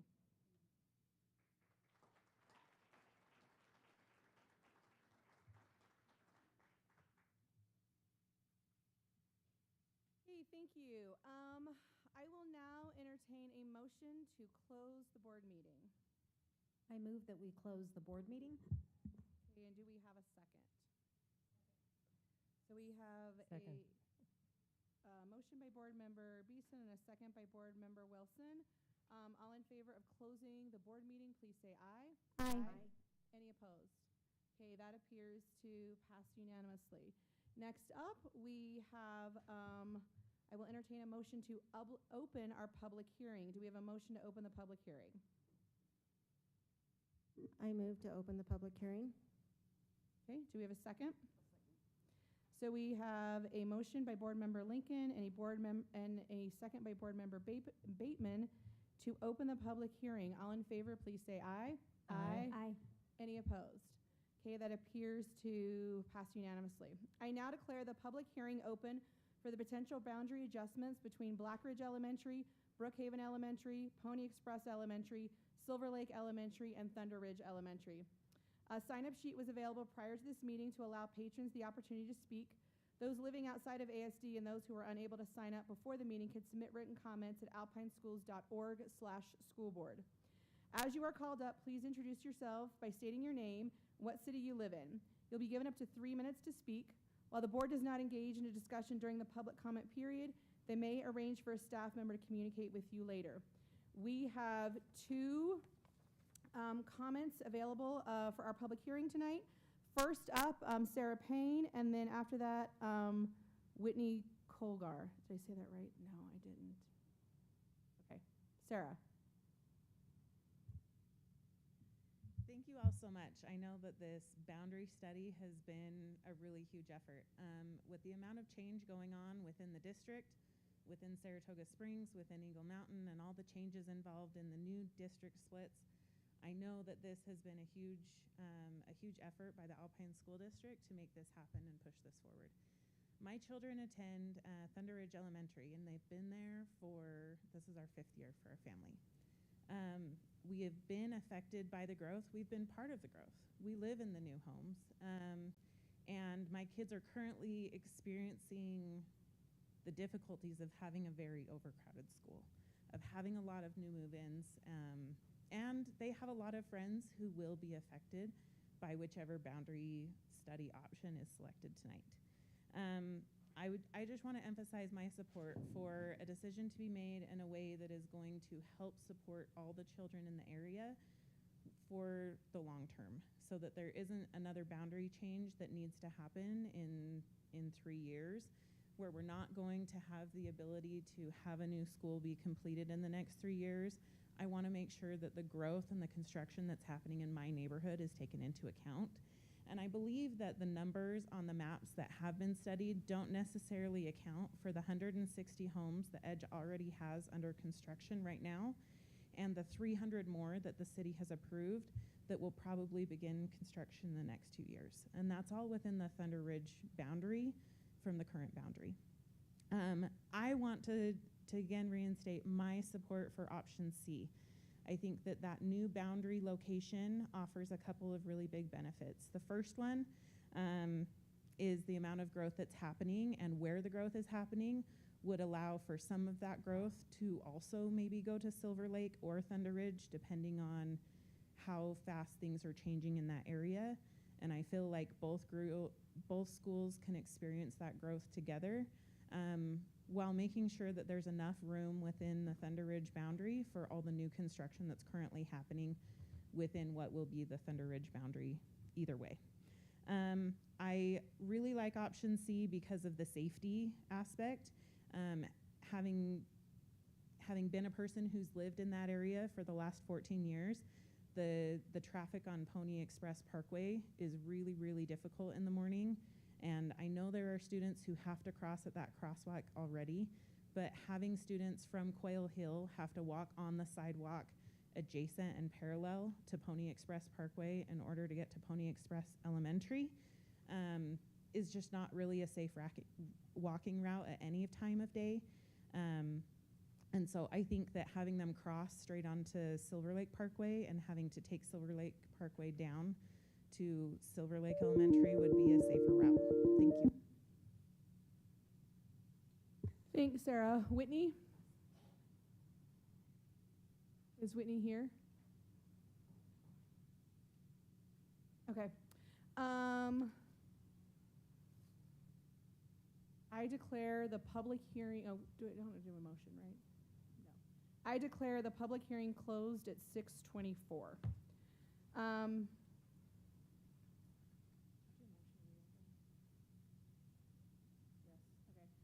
I'll entertain a motion to reopen the board meeting. Do I have a motion to reopen the board meeting? I move that we reopen the board meeting. I'll second. Okay, so we have a motion by Board Member Wilson and a second by Board Member Peterson. All in favor, please say aye. Aye. Any opposed? Okay, that appears to pass unanimously. We are back on our agenda.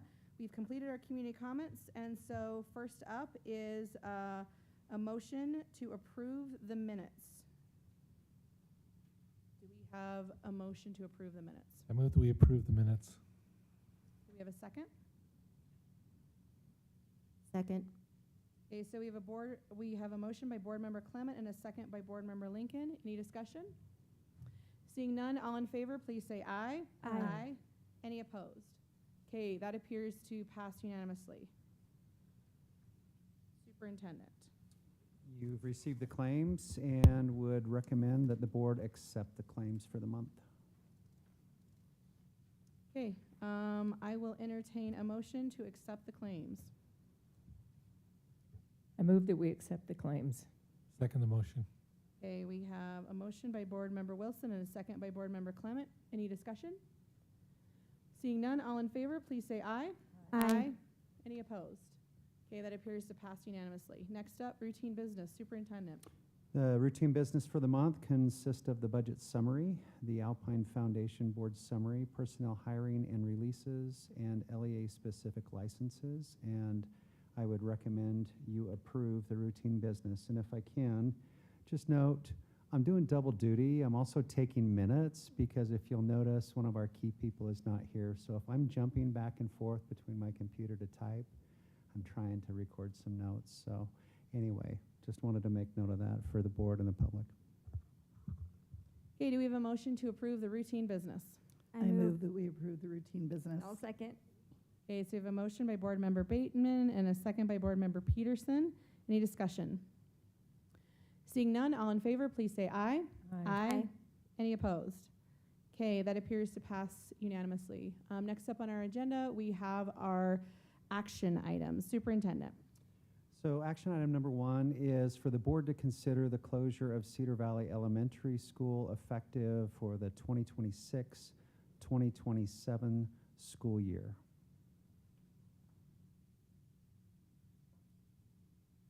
Okay, I'll entertain a motion. Do we have a motion regarding the closure of Cedar Valley Elementary? I move to close Cedar Valley Elementary effective for the 26-27 school year. And I will second the motion. Any discussion? Yeah, I'd like to say a few things. This is a really difficult decision, and I want to explain why I'm voting to close Cedar Fort. This is a community I care deeply about, and the feel of this small town of Cedar Fort. It currently costs almost twice as much to educate a student in Cedar Valley, about $17,658 per student, compared to the district average of in the West of $9,747. Even if the school went to 300 students, the cost only drops to about $15,000. But the capacity of the school is only around 205 before you have to start setting up split classes, a second, third grade class, a fourth, fifth grade class. 71 additional students will overwhelm the system, and those 71 students have to come in exactly the right grade band. You have to have the exact number of third graders, the exact number of fourth graders to get this to 71. The projections for next year are 78. So this is going to cause to have split classes. With only one class per grade, students don't have any alternatives. If they do not connect with the teacher, or if two students struggle to get along, resolving the conflict can take up a large portion of classroom time.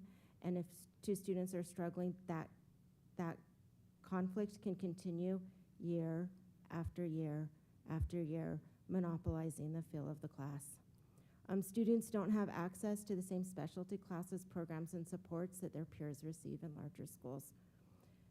The expansion of the building into the parking lot has significant safety and infrastructure challenges. We did explore them in depth.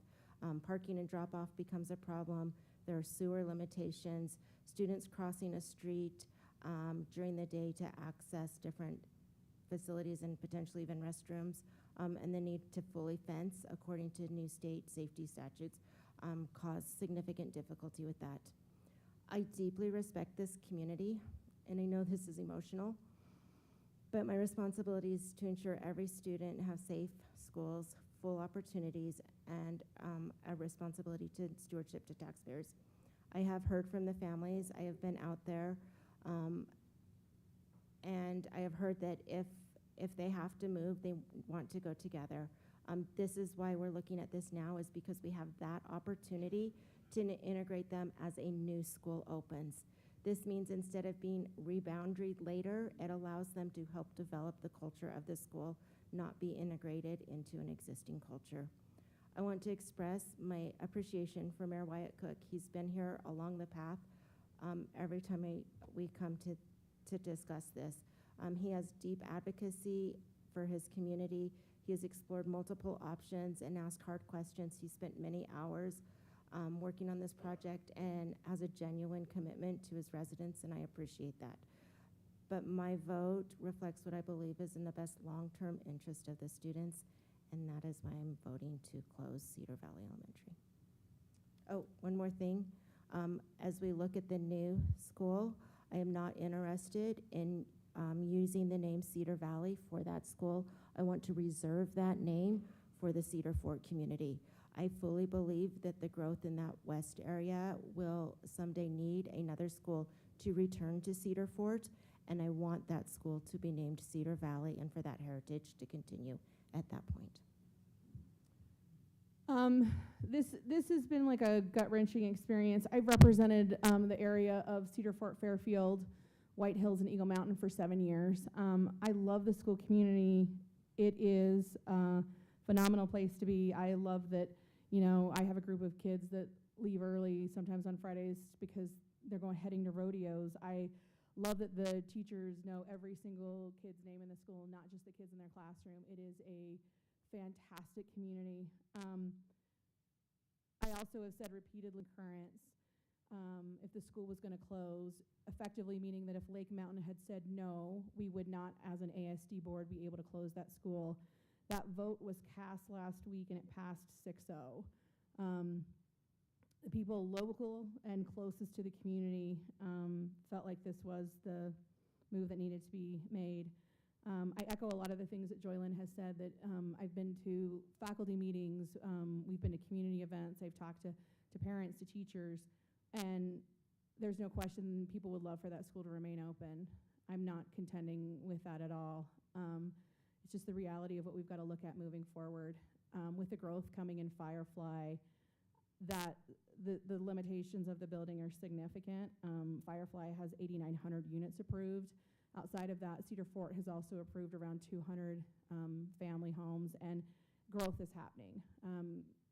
Fairfield and Cedar Fort have largely been protected from the growth, and it's now starting to encroach in significantly that we're seeing, and we'll continue to see over the next few decades.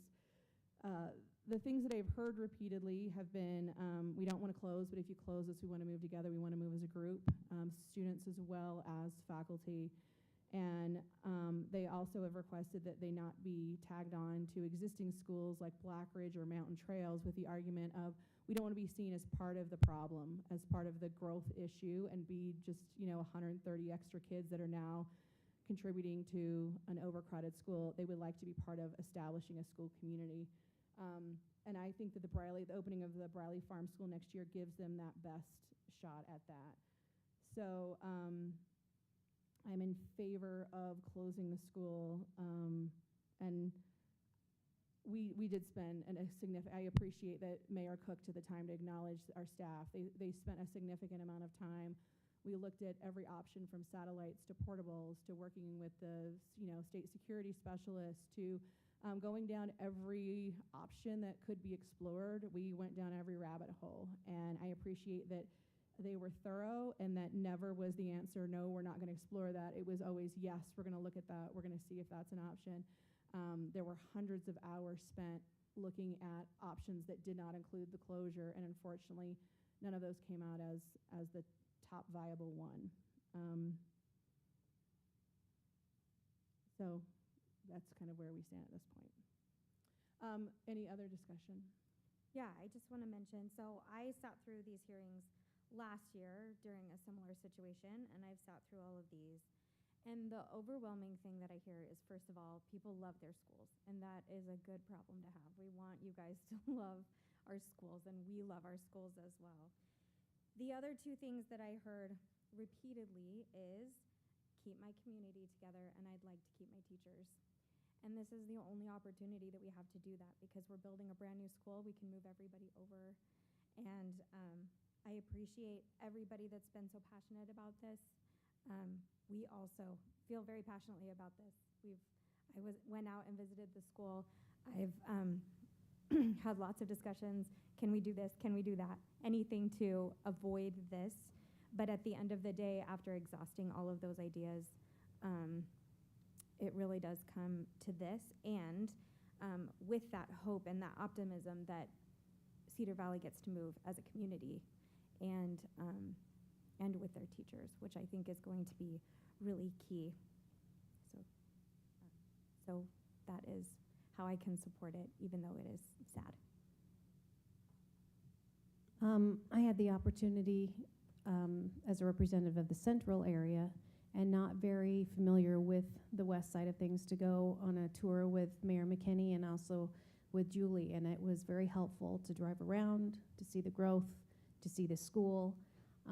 As I sat and listened, and we had so many wonderful representatives coming from that area and coming in and speaking and advocating on behalf of their students, my heartstrings were a little tugged and pulled, because I know that's such a difficult thing, and I wanted to make sure that my eyes saw for myself, and I went out and had the opportunity to look. And there are some concerns, and I'm not going to use more time, because Julie and Joylyn have already articulated some of the same feelings that I had and concerns that I have, that making sure that all of these students have the same level of access to a wonderful education that the rest of our students do.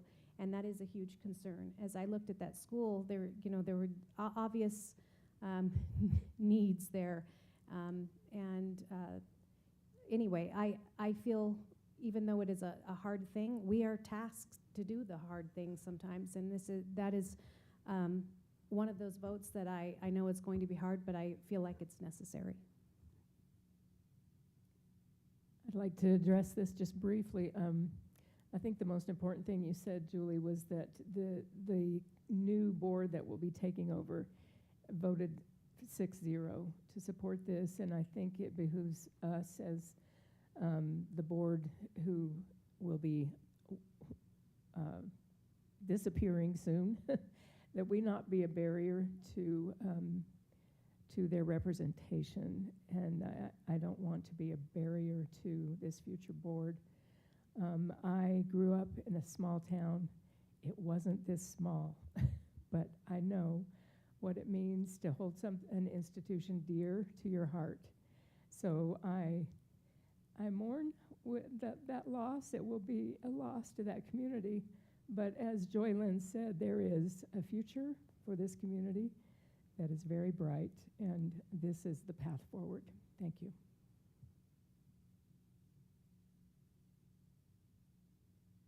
So we have a motion by Board Member Lincoln and a second by Board Member King to close Cedar Valley Elementary effective for the 2026-2027 school year. All in favor, please say aye. Aye. Any opposed?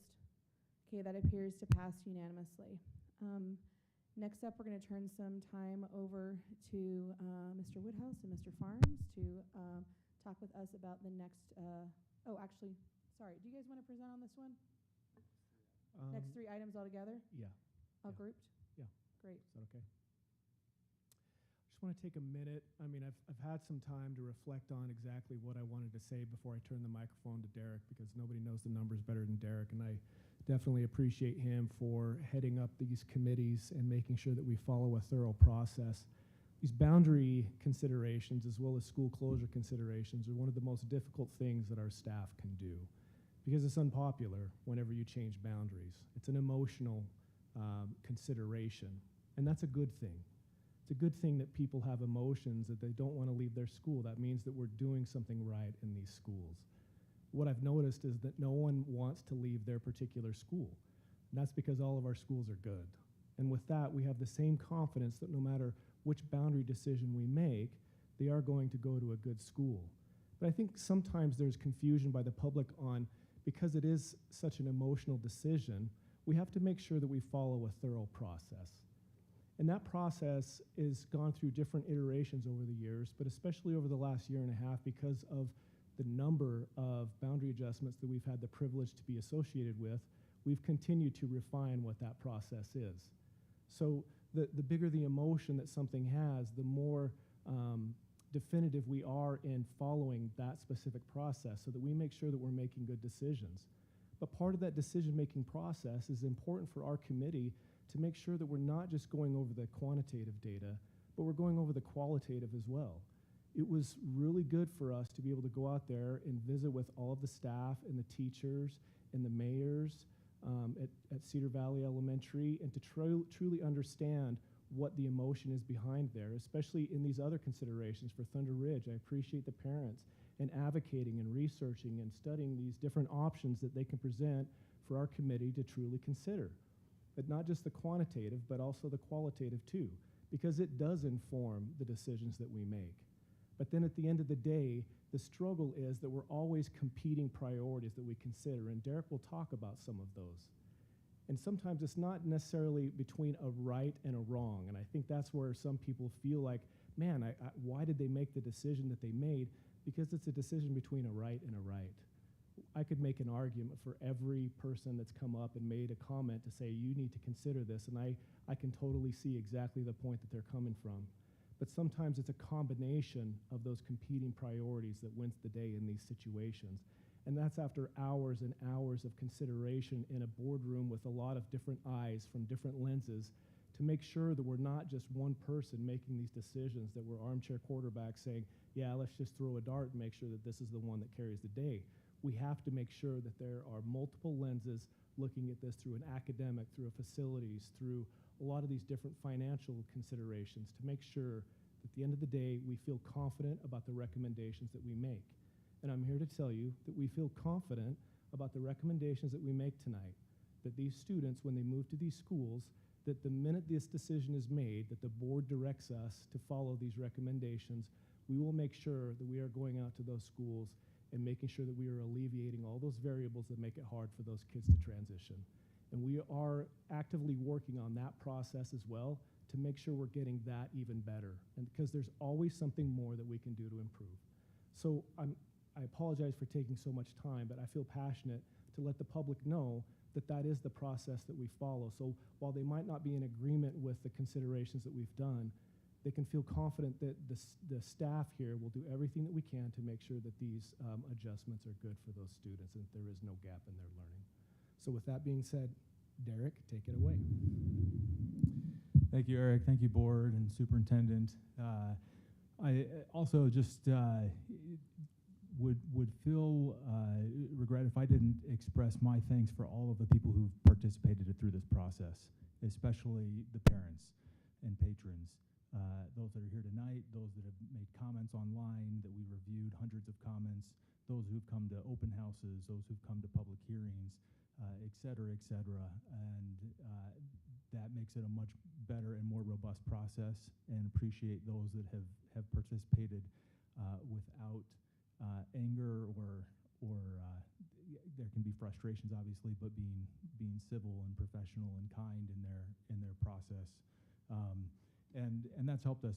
Speaking of the process, as you can see on the screen, there's a process and timeline that we followed, trying to be thorough in this. For this first boundary process with Cedar Valley Elementary School potential closure, and with the closure, and with the new elementary boundary and the associated schools around it. The formal study began in August, as you can see. We had committee meetings in September. We posted options online that the committee brainstormed, refined, and selected down to 3 options. We put the online feedback form on that, again, hundreds of people responded to, held a public hearing on September 23rd, held open houses at Cedar Valley Elementary and at Desert Sky Elementary in October, had another committee meeting in November to refine and to identify the best option moving forward with the new elementary boundary. And last week, as Julie mentioned, the Lake Mountain District voted to close Cedar Valley, and the final decision by the board tonight to close, with then move forward of what the new elementary boundary will look like. Those criteria that Eric mentioned, there's many criteria that can be considered. These 5 we look at as being our primary criteria. The first one you can see there is not surprising for an educational institution. Impacts on educational programs and outcomes. That's huge. That's what we're here for, to help students as they progress, as they learn, as they grow. The second, the school capacity utilization. We have to be fiscally responsible as we do these things, and we're looking at the enrollment trends. We're looking at utilizing the schools and what we have and what we're going to have next year with the new elementary being built. We look at proximity to schools. Most people, they want to have a school close. They'd rather not travel too far to their school. So we try to have schools that are close in proximity when we're looking at the boundaries, keeping neighborhoods and communities together, keeping those friendships, those relationships, and keeping those neighborhoods together as much as possible, and looking at impacts on transportation, both school bus transportation, what do those routes look like, how many do we need, what does the traffic flow look like, but also with the parents in traffic flow. What does that look like for pickup and drop off and that transportation at the school? So those are some of those criteria. But to second what Eric mentioned, those criteria often conflict with one another. Ideally, we'd love to meet all 5 perfectly, but we've got to prioritize in those as we move forward and look at the advantages and disadvantages of each boundary option. So looking at the boundary options, option A was the one that kept Cedar Valley open. Because the board has voted to close, we're not going to spend a lot of time on that one. There were obviously pros and cons, advantages and disadvantages to that. I think they were pretty well mentioned by Joylyn and Julie, with some of the limitations and some of the things there. Option B the advantages that most schools have a stable enrollment looking forward through the next 4 years with those schools. The growth is concentrated at Mountain Trails here in option B. The enrollment resources can be focused at Mountain Trails. Now that's a disadvantage that there's a lot of growth there at Mountain Trails, but again, we can focus that support at Mountain Trails with additional staff, with additional facility, additional portables or satellites, so we can have the flex there at that school as it grows, and then potentially, as we can only anticipate or only project, there will be additional schools in the area in the future.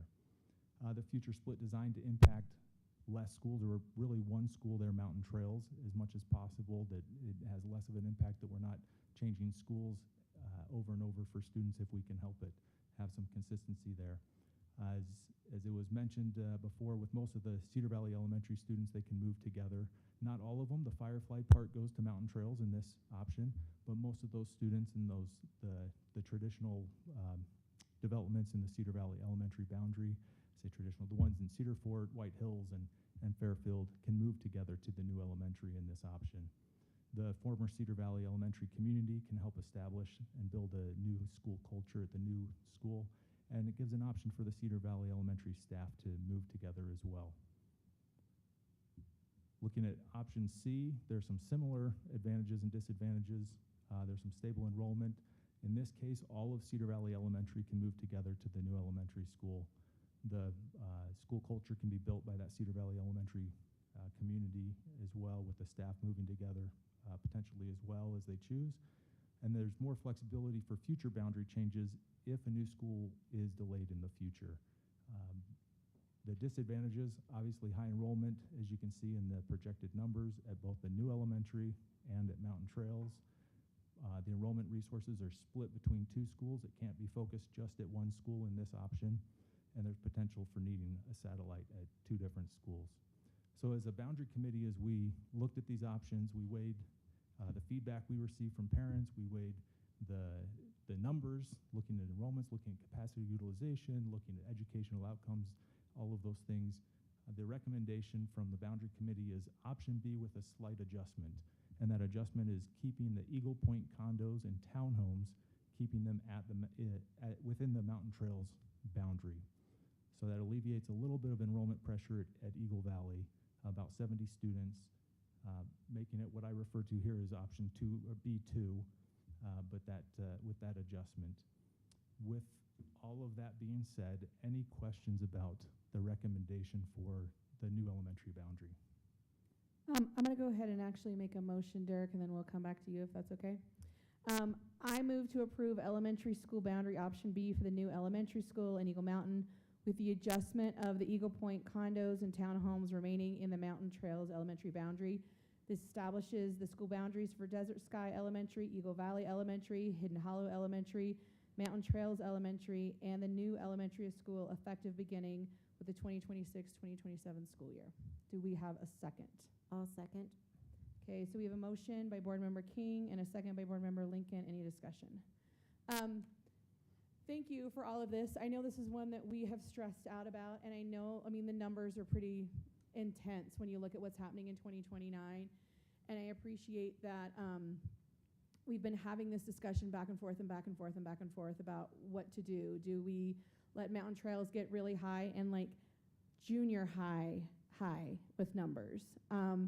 With this change, it'll put, the projections are over 1,500 by 2029, so that is somewhat terrifying. It shows, I think, also how quick the growth is coming between, it's not one development, it's not just Firefly, we also have Harmony and Parkway Fields. So both of those are going really quickly. But if you look at kind of our goal, I think, is to create some level of stability, which is hard when we have this level of high growth to create stability. But the idea that I think has been talked about and discussed again and again is a lot of the growth is essentially in the next 15 years going to be centered around Mountain Trails. Can we establish supports at Mountain Trails, whether that's a satellite, whether that's additional builds that, the Lake Mountain School Board will have to talk about, but do we establish some supports there, not only with capital, but also potentially with M&O, with having additional administrators there, with having a process where, as we have a new school that's being constructed, we potentially bring in a principal and an assistant principal early so that they have that year while the school's being constructed to be additional administrative support when a school gets that high. At the same time, we're also going to have growth in this school because this was the first year it had Spanish immersion, so we'll be bringing students from outside the area as well. So there's a lot of complications happening. But the idea is, can we let one school get really high, provide a level of capital support, provide a level of administrative support, and look at that as, instead of breaking off schools piece by piece by piece, can we keep mountain trails relatively stable, and then as new communities and new growth comes in, then we just move the growth off while the core of mountain trails kind of stays the same. It is an ambitious idea, and I think it's one that's going to require a lot of communication with the community and a lot of conversations. I had a conversation with the principal and assistant principal at Mountain Trails last week, and we talked about how if this is the way this ends up going, the conversation starts tomorrow as far as how do we provide the supports, what is the administration looking at, we're looking at student needs, what needs to change. It's also, Mountain Trails is the only Title I school in the Lake Mountain School District. With some of these changes, that may shift. It's hard to stay Title I when you've got that many students. The percentage kind of gets skewed. But like the Section 8 housing will now shift to Eagle Valley. So at the same time that we're talking about providing the right supports for Mountain Trails, making sure that Eagle Valley also has the right supports if they hit Title I status. The new elementary, I think, is going to be gorgeous. Also, Frank knows my first question when he shows me, the plans is, where are the portables going, Frank? Where's the satellite going? Because we know that this is the norm. I also appreciate, this one doesn't really affect Black Ridge and Hidden Hollow. Essentially, in just about every option, those schools remain the same. I know that may change in the next item, the next boundary option we discuss. Also trying to maintain Desert Sky in a good place. We talked about kind of what we referred to as the popsicle stick that kind of dropped down in the map. Having them stay at a relatively stable section, because essentially we've got Desert Sky, which has 1,200 kids, and some of the options almost split Desert High in half with their student enrollment. This one, I think, gives us a better balance as far as, yes, the school's going to hit 900 in a couple of years, but I think it better balances out the enrollment between like Desert Sky, Eagle Valley, and Eagle Valley, I know you guys know this, but it's the build that we have where we added wings on and it was kind of added to, and there's some curves and some interesting things about that. So we're also taking into account each of those buildings, what we know they can do and how we utilize it. So this one was one I feel like we spent an intense amount of time with, and figuring out that last kind of shift with the Eagle Point condos and townhomes to bring those onto Mountain Trails and give Eagle Valley a little bit of breathing room, I think is going to lead to long-term stability for Eagle Valley. So I feel like this plan gives the longest term stability to the most schools while also taking into account a high level of phenomenal growth and doing everything we can to offset that so that there is a level of stability associated with it. So I really just appreciate everyone involved, and I know this was really intense, and there were a lot of numbers and ideas, and I think this one is probably the one that is the closest we're going to get to being like right where we need to be. And I think we're going to have ongoing discussions over the next couple of years as we watch what happens to Mountain Trails and to the new school at Briley Farms. We're going to have to watch very, very closely and make sure that those right supports are in place. And I'm appreciative that staff is committed to follow through and that we work with our schools on that. I just want to say I like the potential of this plan to hold a lot of schools stable. In a high growth area, that's really hard to do. And I'm really excited to explore the opportunity of essentially doing almost a school within a school as Mountain Trails kind of expands. and shrinks back and expands. And the supports we can put into that school, we're not going to run out of playground space because we can bring in a new playground and set it up there. And playgrounds aren't easy to just move around where the growth is. So I'm excited for the possibility of just dealing with growth with a little bit different perspective on this boundary, and I appreciate that.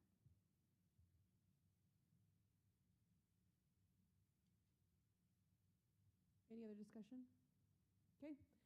Seeing none, we have a motion to approve the elementary school boundary option B for a new elementary school in Eagle Mountain with the adjustment that Eagle Point condos and townhomes remain within the Mountain Trails elementary boundary.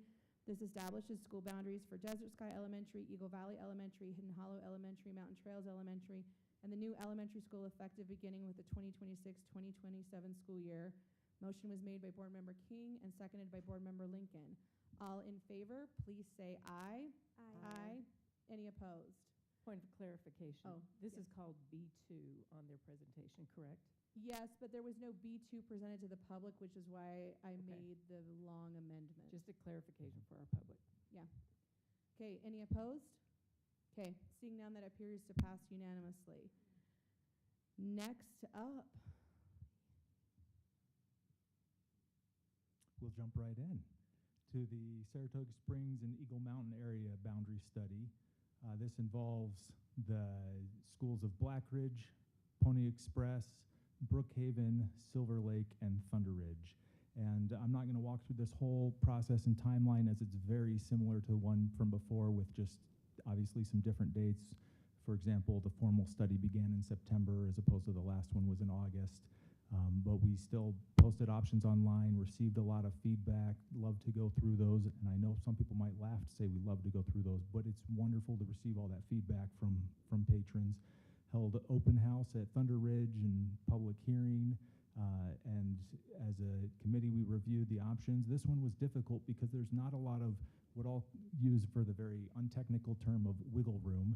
There wasn't a lot of wiggle room. These schools, all 5 of them on average, are going to be about 1,000 students, and so there's not a lot of wiggle room. We know that that there's need for an additional school, potential additional school in the area in the future. And so as we look at the advantages and disadvantages, there were some that were shared by all 3 of the boundary options that were presented to the public. Some of those advantages include Pony Express has the ability to absorb students. They have the room, again, using that facility capacity utilization. It allows for Thunder Ridge to have future growth where we're alleviating some of that enrollment pressure off of Thunder Ridge. Some of the disadvantages, when we move students from a 9:15 a.m. start time to an 8 o'clock start time, it presents some challenges for transportation because of the needs, the number of bus routes they have at the 8 o'clock time already, with high school and junior high at almost the exact same time, the 7:45 and 8:15 respectively. And so that creates a little bit of a problem if we try to move some of those students, moving them to Black Ridge in particular, that's at the earlier time. The split feeders that some patrons have commented about, we recognize that there's split feeders with Pony Express and Brookhaven currently. In all of the options, there continue to be split feeders, and it presents a challenge. Ideally, we'd love to have pure feeders going from the elementary to one junior high so that we don't have to separate those communities, those friendships, as the students move to their junior high years. We also recognize and anticipate elementary and secondary boundary changes in the future as this area continues to grow. And with splitting up, trying to keep neighborhoods together, none of the options keep all of that Quail Hill area together. Ideally, we'd like to, but it's a disadvantage that it would overload schools if we tried to keep them all in the same school, whether keeping them at Thunder Ridge or moving them all to a different school together. So those are some shared advantages and disadvantages by all 3 options. In option A, some additional advantages include that the schools have similar enrollments. There isn't a school that has a huge outlier of several hundred kids more than another school. Brookhaven has a little bit lower of an enrollment than in options B and C, and some advantages of that. Brookhaven has some anticipated growth in its boundary as we move forward. Not that it's the only one, but it has some, and there's some concerns with the capacity limitations there. Some of the disadvantages with this option, Quail Hill neighborhood, walking along and crossing Pony Express Parkway, some concerns that are raised with the safety along there, and some things that we've tried to mitigate as we've looked at those options. And there's a big jump in enrollment for Silver Lake, jumping up a little over 200 students from what it would be projected, and so that's a significant increase for a school from one year to another. In option B, the schools have similar enrollments as an advantage. Silver Lake a little bit lower than in the other options. Some of the disadvantages, higher enrollment at Blackridge. There's some concerns with the available space for buses and parent pickup and drop off, and so that limited space presents a challenge if there's additional students or more and more additional students.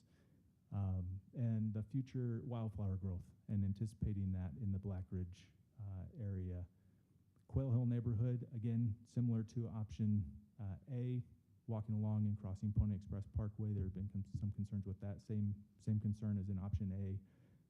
And this moves the transported students from late to early, moves more of them from late to early. That was mentioned as a challenge, but there's more of them in option B that move from that 9:15 to the 8 o'clock time. In option C, there's additional room for growth at Thunder Ridge. We pull out more students from Thunder Ridge than in the other options. It does utilize one less bus route. As we look at bus driver shortage, that's an advantage with option C. Some of the disadvantages, Silver Lake has a higher enrollment in this option than in the other options. There's, along with that, a discrepancy in enrollment between Thunder Ridge and other schools. As you can see, Thunder Ridge projected in this option at 837 students versus Silver Lake at 1,089 students. And so trying to reconcile that is a bit of a disadvantage, trying to even out that facility capacity utilization. The Quail Hill neighborhood, there's still a safety concern with crossing across Pony Express Parkway in this option. And similar to option A, there's a big jump in enrollment for Silver Lake in this option.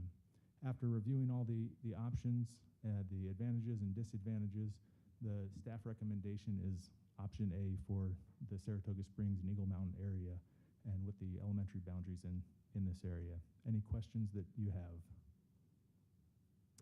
I'll entertain a motion regarding the boundary adjustment for Saratoga Springs, Eagle Mountain area with Blackridge, Brookhaven, Pony Express, Silver Lake, and Thunder Ridge. I move to approve elementary school boundary option A for the Saratoga Springs, Eagle Mountain area, including school boundaries at Blackridge Elementary, Brookhaven Elementary, Pony Express Elementary, Silver Lake Elementary, and Thunder Ridge Elementary, effective beginning in the 26-27 school year. And I'll second that.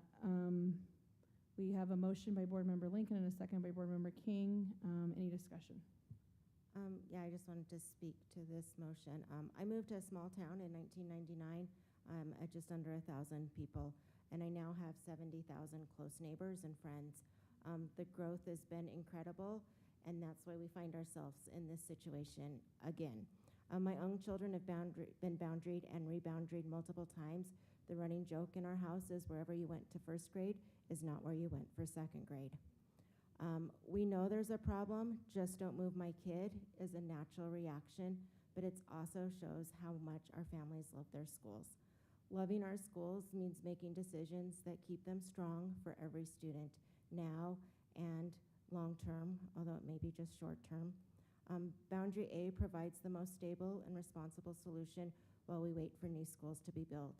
It allows us to fully utilize the capacity we already have across the different buildings instead of overwhelming a few while others sit underutilized. It balances enrollment, reduces pressure on teachers, and protects instructional quality. This process also mirrors what our students experience every year.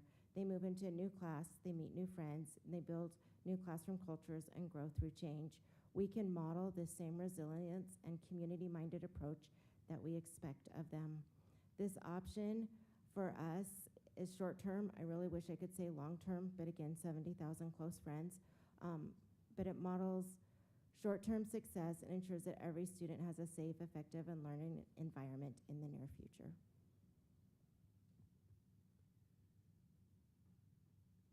This one's tough. There's not a new school. There's not a brand new shiny building. It is it's a shuffle. I wasn't there in 99, but I was there in 2005. And my kids have also gone, like they went to 4 different elementary schools. This is a common refrain in this high growth area. If my calculations are correct, this is the 9th boundary change for Pony Express. This is, yeah, this is just the hard thing about it. I wish we could move all of Quail Hill together. I know what it's like. My own neighborhood, we had split in half between 2 schools. I know that that is rough, and I wish we could move all of Quail Hill together. The numbers don't allow that to happen, and so it's not an option. I appreciate that Derek mentioned that we have some specific challenges with specific buildings. Brookhaven sits in a way that we are only able to get 3 portables on that site. We cannot put more than 3 portables, which means we cannot, under any circumstances, allow that school to get over 1,100. So we have got to keep Brookhaven as low as it can be to give them space. The amount of growth that's also coming into Brookhaven as far as vested units in Eagle Mountain is significant. So doing everything we can to get that number as low as possible. What's really important, Silver Lake is taking a huge hit. They're the ones that are going to see the greatest increase. They're going to essentially grow by over 200 kids overnight. And just like we talked about Mountain Trails with the addition of Spanish immersion, this school has the addition of ALL. And so that's also a factor that complicates it. Mountain View Corridor runs right in front of Thunder Ridge. I mean, it's all the things. I heard what Sarah said, right? Like, we would like stability, and it's the one thing I cannot promise you.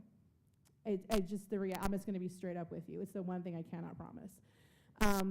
The reality is this is a Band-Aid situation until we can get another school built, because we need another school in that community. When every school has 1,000 kids in it, that is a pretty compelling argument for another school build. At the same time, we have to be very cognizant of finances, and if the Lake Mountain School Board attempts to go for a GO bond. So what we are looking for is a Band-Aid solution. I know the feeder thing has been discussed. With the high school opening in 2028, it is inevitable that we are going to have changes in the secondary feeder system as well. And if you look at the projections for what's going to happen in 2030, and I get that this doesn't take into account the new high school, but we're talking about 3,600 kids at Westlake and 3,300 kids at Cedar Valley. As soon as we finish that high school, there will be discussions. Well, I think there'll be discussions before then, but there will be a push to where the 4th high school will be built. So it's change. It's a lot of change. And I get that as a parent with your kids, it's not what you want. I also don't know how to say, like, the secret's out, that this is such a phenomenal community. Stop talking about it.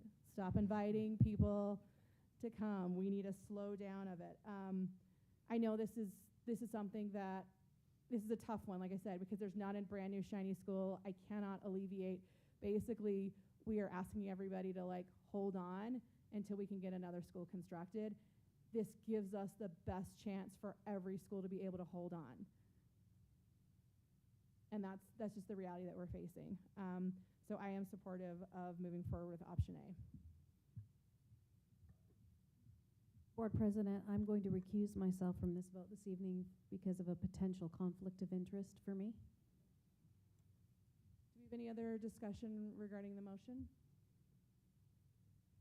Okay, seeing none, we have a motion to approve elementary school boundary option A for the Saratoga Springs Eagle Mountain area, including the school boundaries for Blackridge Elementary, Brookhaven Elementary, Pony Express Elementary, Silver Lake Elementary, and Thunder Ridge Elementary, effective beginning with the 2026-2027 school year.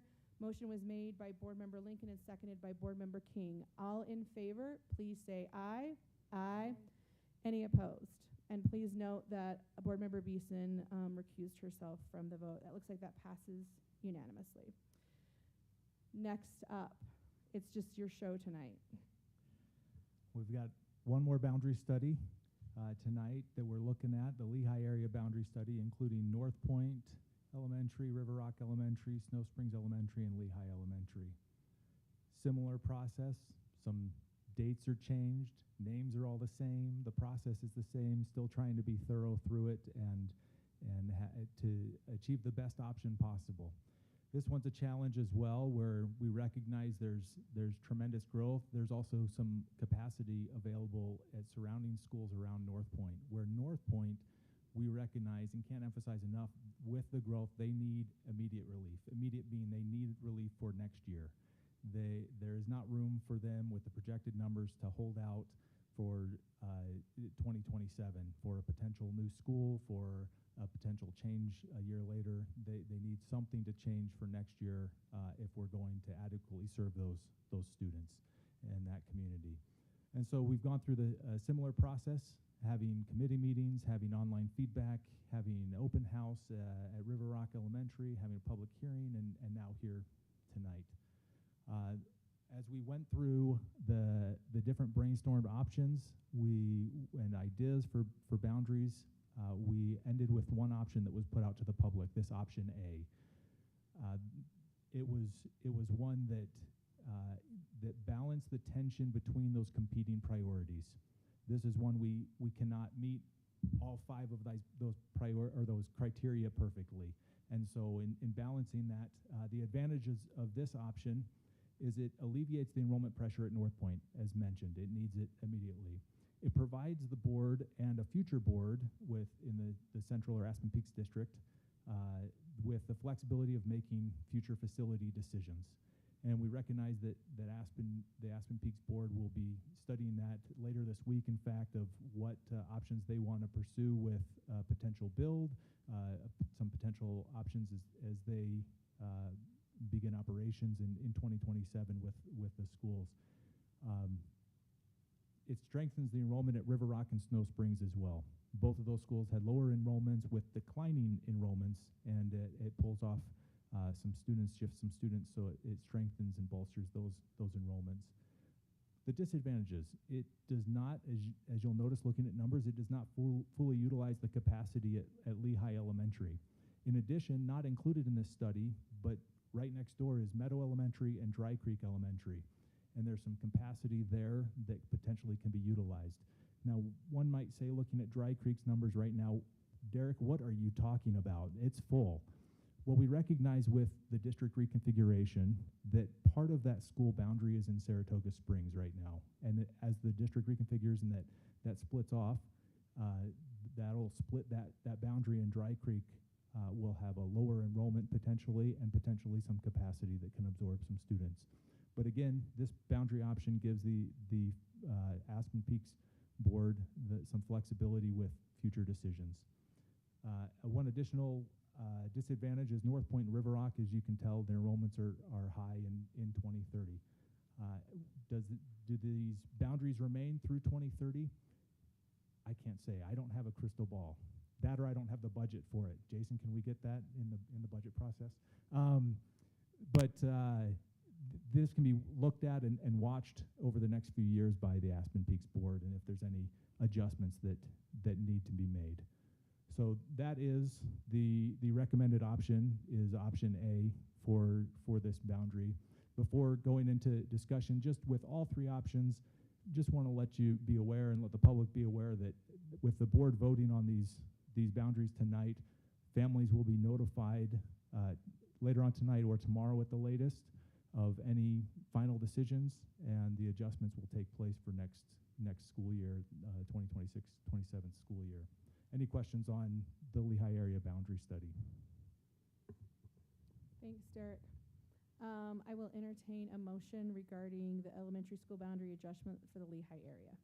I move to approve elementary school boundary option A for the Lehigh area, including school boundaries for Lehigh Elementary, North Point Elementary, River Rock Elementary, and Snow Springs Elementary, effective beginning with the 26-27 school year. Okay, so we have a motion by Board Member Lincoln and a second by Board Member Bateman. Any discussion? I'd like to speak to the motion. This option keeps neighborhoods together, and it reduces unnecessary travel and uses the capacity we have in a responsible way. It balances enrollment so no school is overloaded and no school is underused.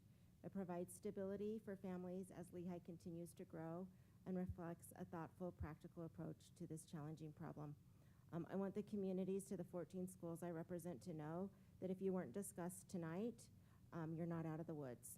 These will be conversations that we will continue to have over and over. My own kids started at Meadow Elementary, so we'll continue to have these discussions. For these reasons, I believe that this is the strongest boundary option for West Lehigh. I'll add a couple of things to that. I've had a few people reach out and ask because previously, before River Rock was built, North Point was bigger than it is now. And so a couple of the factors that have changed during this go around, there are 7 sections of kindergarten currently at North Point, which is incredible. And kindergarten is all day. So before there were sections, but you had half the kids at the school at any given time. So having kindergarten kids at school all day means you have to have all of those specialties. They get to eat lunch and all these other things. So it's just a different weight on the school. Also in the last few years, we've just seen an increase in the constant enrolling and disenrolling. It happens every day of the week, every week of the month and the year. So circumstances were a little bit different. And also when we started this process and a year and change ago, we really did believe that we could hold for 2 years. And just as the things kind of started happening, it became clear very early on that that was not going to be the point. So we appreciate the patience and those who very much wanted to see this earlier, and the faith with those that were willing to stick it out. And I really do think this will be the best thing for the school, give the relief needed while also stabilizing the other areas. And I appreciate the addition of moving Jordan Willows back to Snow Springs. So. I just wanted to clarify something. Board Member Bateman said there are 7 kindergartners. There may be schools out there thinking, well, we have 8. North Point would have 8. They just don't have a room for 8. Any other discussion? Okay, seeing none, we have a motion to approve elementary school boundary option A for the Lehigh area, including school boundaries for Lehigh Elementary, North Point Elementary, River Rock Elementary, and Snow Springs Elementary, effective beginning with the 2026-2027 school year. We have a motion by Board Member Lincoln and a second by Board Member Bateman. All in favor, please say aye. Aye. Any opposed? That appears to pass unanimously. Next up for our discussion and action items, Superintendent. Yeah, Thanks, Eric. Thank you, Eric. You guys were awesome. Just would echo thanks to Eric and Derek for their good work and the entire committee. And then next up, we've got some policies. Would invite Craig Brinkerhoff to come forward to talk about the policies before the board. And we'll start with policy 4751, medical, surgical, and extended health benefits. Thank you, Superintendent. Members of the board, this policy may seem a little bit familiar to you because we passed one almost identical but for the other association. This particular one is clarifying the practice and the benefits that EMI offers to our employees, where if they are terminated during any part of the month, their benefits run through the end of that month. And when they're hired, those benefits start the beginning of the subsequent month. So we've made those changes to this policy just like we did for other policies that represent the other associations, and we would invite you to approve and pass the revisions to this policy 4715. I move that we approve changes to policy number 4751 as stated in the documents. Oh, it is 4751. Apologize. It is 51. There was a transcription error on the Yeah, it's 4751, sorry. Which is medical, surgical, and extended health insurance. We have a motion by Board Member Wilson. Do we have a second? I'll second. Okay, we have a motion by Board Member Wilson and a second by Board Member Lincoln. Any discussion?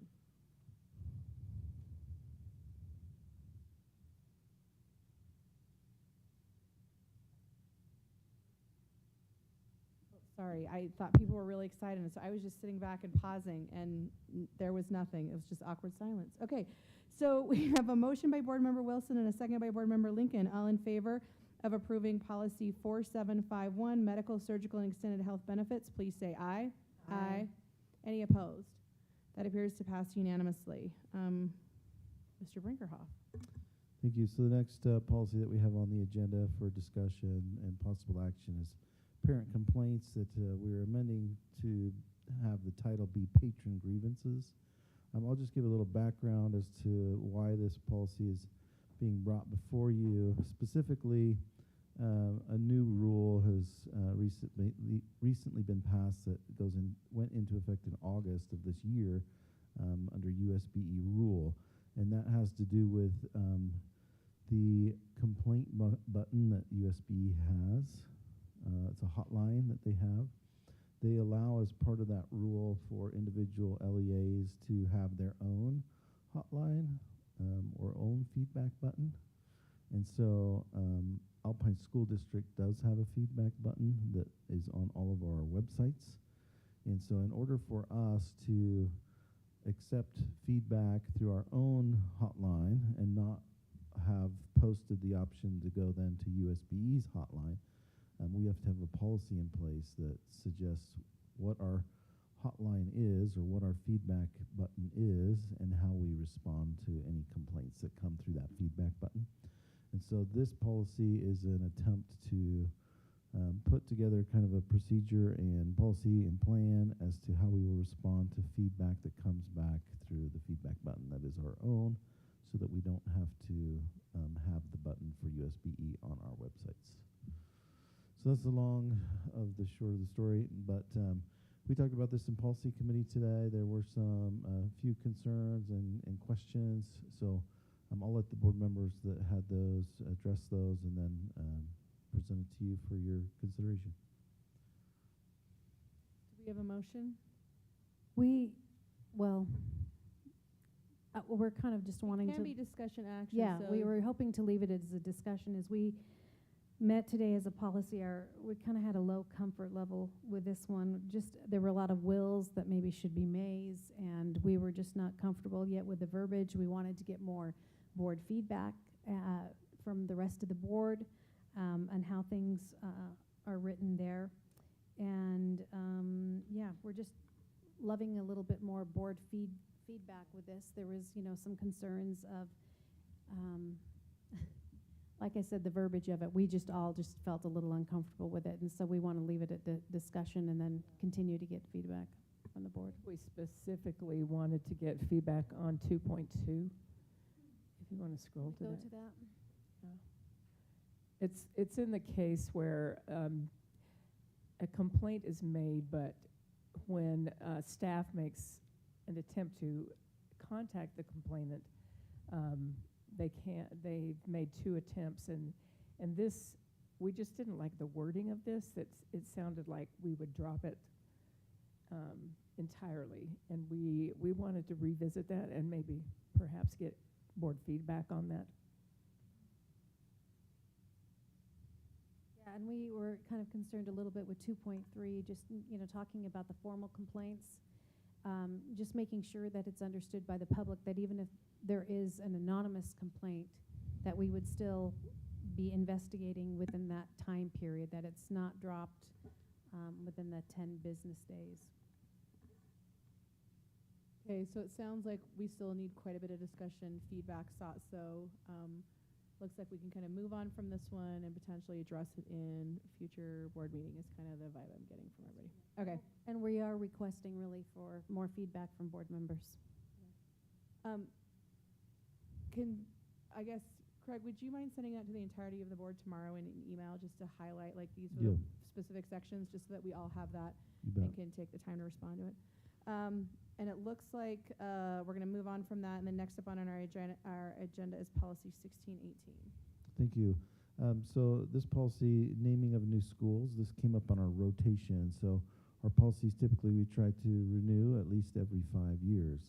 This policy had eclipsed that year mark, and so we are bringing it back to you for your review and approval. On this particular policy, it had previously not had a statement of policy, so we added the statement of policy. Most of the other items are very similar to what existed before with a few edits. but we would propose this to you as a renewal from the prior policy of naming of new schools. Are you looking for a motion? I wasn't sure if Craig was going to keep scrolling or not, and so I was Oh, trying to sorry. watch the scroll and see if the scroll stopped. Yes, I will entertain a motion. I move that we approve pass or- policy. Okay, That wow. was so good. Okay, everyone has to take turns. I move that we approve policy 1618, naming of new schools. I'll second it. Okay, so we have a motion by Board Member Lincoln and a second by Board Member Beeson. Any discussion? After that, there's no discussion, like, okay, fine. We're going to utilize this policy real soon. Kind of Okay, excited. that is accurate, 100%. Okay, we have a motion by Board Member Lincoln and a second by Board Member Beeson. All in favor of approving policy 1618, please say aye. Aye. Any opposed? Okay, that appears to pass unanimously. Next up, policy 3064. Thank you, Board President. This policy is district investments. This policy also came through on our 5-year rotation, and so we've made a few tweaks to it. Again, we've added a statement of policy. We worked with business services and their director of accounting on this to make the tweaks and to bring it up to speed with what their current processes and practices are as well, and to get their feedback. So there's just a few very minor changes to this one, and again, it's mostly for renewal of this policy. I move that we, sorry. No, go for it. Okay. I move that we approve policy number 3064, district investments. Do we have a second? I'll second. Okay, so we have a motion by Board Member Wilson and a second by Board Member Beeson. Any discussion? Again, this is just cleaning up and getting things in the proper form, and it was passed by our business department and our BA. And I just wanted to point out that it does, sorry, quit moving, there we go. Does outline the principles that we, the priorities that will be followed, the safety of principal, cash flow, liquidity, and yield.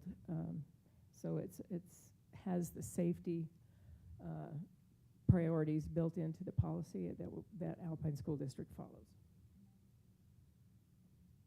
Okay, I'm sorry to be a pain, Craig. This literally just popped up when it came right on my screen. Secure the maximum public benefit.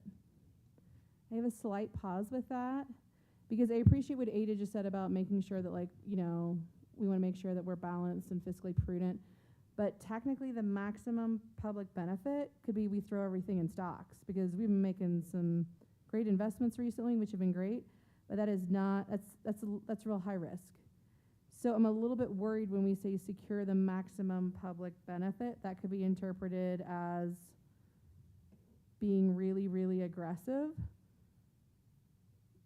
I'm sorry that I Yeah, literally just popped in my head as I saw it on the screen. I'm sorry. That's fair. I mean, the flip side to that, I suppose, is that by protecting the benefit or being more conservative, you're giving them the maximum long-term benefit. But we're willing to make any I may vote adjustments. no on this, not out of spite, just because I'm a little bit nervous about that.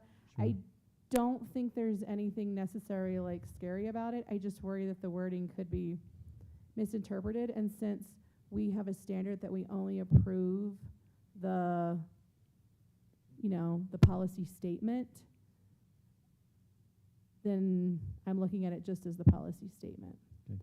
So Yeah, we had that discussion, you know, about the safety of our funds, which is why we looked at 1.3, and yield is the last criteria for establishing which investments we make. Jason, do you want to address that at all? Yeah, so I guess on that, President King, on that, you're saying the top part, if Craig scrolls up, the part that's above the one now that's in yes, red? where it just says maximum public benefit, because like I said, securing maximum public benefit, you make the most money from being aggressive with the stocks, but also that's also the maximum, like, doesn't feel super secure. I just worry that, like I said, because we're approving the statement of policy, how that could be interpreted. I get that the actual like details may not reflect that.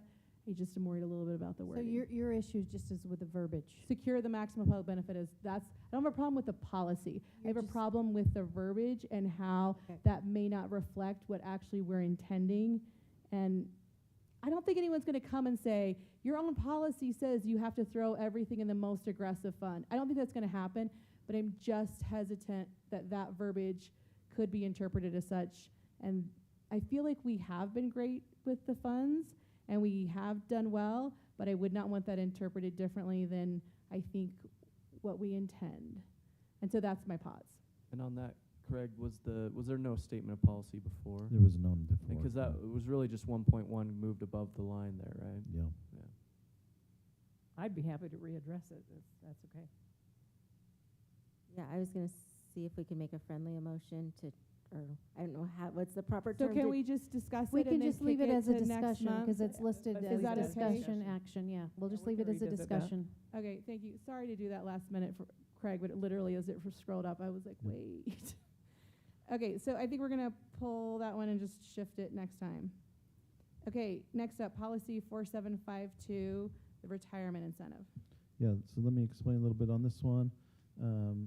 What we're going to recommend here is policy 4752 be combined with 4752.1. So there's a little combination that's happening there.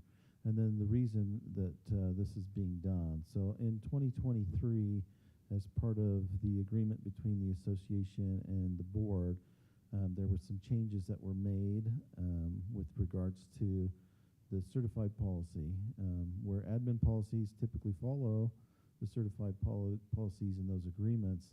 The certified version of this policy was updated. This managerial or administrative version of the policy was not updated at that time. So we recognized that this one needed to be updated. So what's happened is we've taken the certified version and applied it here to the managerial or administrative version, and then just adjusted for the calculation, which was the big change between the two. So the administrative calculation was at 50%, the certified was at 54%, so that's going to stay the same. The other verbiage is carried over from the certified policy.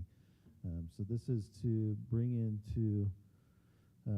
this policy into what has been the practice based on that agreement from 2023. The other piece, that the 4752.1, that really restated the URS rules and regulations, how they do their calculations. So instead of restating that in a separate policy, what we've done is put a link and referred to the URS rules and regulations, stating that we will follow these rules and regulations so that we don't always have to update our policy when URS updates theirs. Is that clear as mud? Yeah, and Craig, I'm not seeing it reflected on this current policy, but didn't we switch out the title of this policy to read as administration retirement incentive? We discussed that. I don't know if we came You to left early. We came to 5 minutes. What happened? That was still up Did for you? Yeah. discussion. Yeah. So we decided to leave it the same. In an effort to minimize the nerves of people and to make changes that were necessary, we decided to leave it as similar as possible. Is that well stated, Joylyn, Board Member Wilson? And mostly Board it's Member just to Lincoln? honor the negotiations that happened in 2023, and the name change wasn't in those negotiations.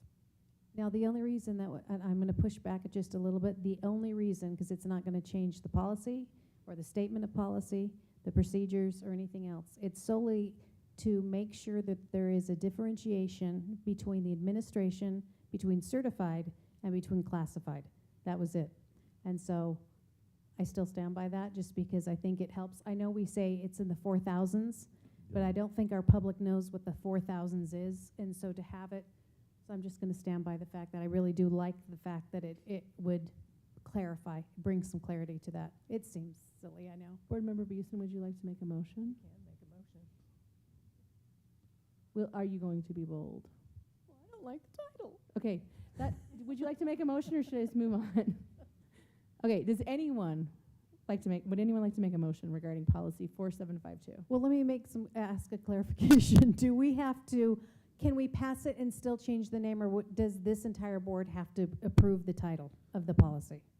I think based on our policy, I think it's 2332 that indicates that you guys are typically over the statement of policy. We could probably make that title change as a policy committee. That would be my. I move that did anyone want to jump in, or am I okay to jump in?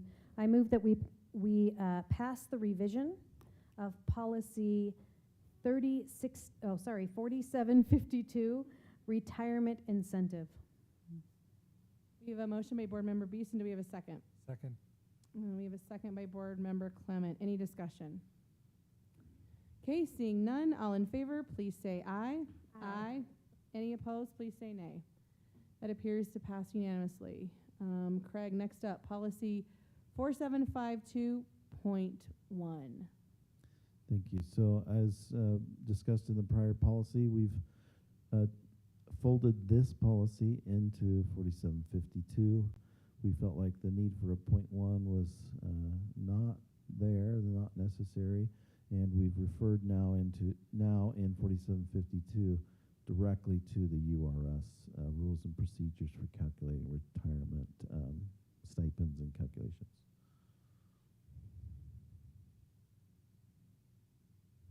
Okay, so I'm just trying to figure this one out. Why is this not just like under 4752 is just like a little extra doodad instead of a .1? This is just odd, Craig. I'm trying to understand the reasoning behind it. We're trying to correct it right now. Okay. That's why we invite the board to retire. Oh, we're retiring it. Okay. I did not, for some reason my brain didn't compute, and I was like, I don't understand what's happening. I do not want a policy named .1. I do not want to go down that dark hole. Okay. So you're just looking for a retirement motion. Okay. Does anyone want to make a motion to retire policy 4752.1? I move. We all do. We're all excited about retiring a policy. Okay. Go. I move that we retire policy 4752.1, purchase retirement credit. I'll second. Okay. So we have a motion by Board Member Lincoln and a second by Board Member Peterson. Any discussion? Okay. I just want to point out that this is the one, if we didn't do this, it would constantly change. It turns into a link that can be linked to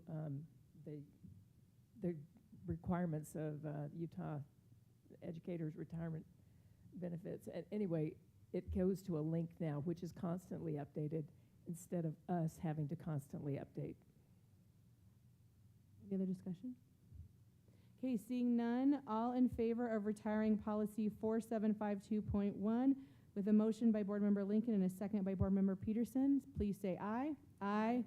Any opposed? That appears to pass unanimously. Membership report time. Superintendent. Yay. Normal patterns, really nothing here to note. Let's move on to the next item if you're okay with that. I love that you're doing double duty and you're just like, pass. Okay, it is now time for board member and superintendent report and information items. Floor is open for those reports to be shared.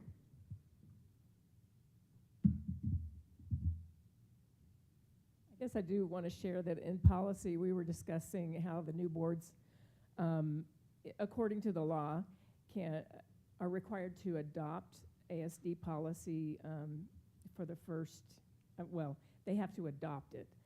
And it's according to the date of creation, I believe, and I don't, that's my understanding. So the changes that we make between the date of creation and July 1st of 2027 will probably need to be addressed by those three boards and either accepted as a lump, or anyway, they need to think about that. There's a little gap there in policy adoption. So let's be careful and do it right. And I'd just like to clarify, the only policy that is under that is the personnel benefits policies. So other policies like parent complaint revision, that doesn't hit that category of policy that has to be adopted from creation date. Yeah, I think they can massage the data, the policy, but that one policy about employee benefits and salaries cannot be changed. Craig, can I put in a request? Sorry to like call you. You don't get up. You can still say sit down. Would you be willing to, as policy gets adjusted that is specific to benefits, can you send an email to all 3 board presidents that state we changed the policy, this is why, we would like you to maybe plan on changing that on July 1 of 2028?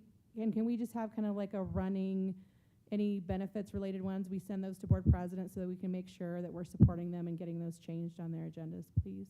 Thank you, appreciate that. So 'tis the season for the concerts and all the things. And so I just wanted to give a shout out to our arts teachers. One of the things that I love most about subbing for the arts is watching kids grow year over year. And I will never understand how teachers can take kids who've never touched an instrument or never used their voice as an instrument, and magically by December, they sound beautiful. It is a crazy time for everybody.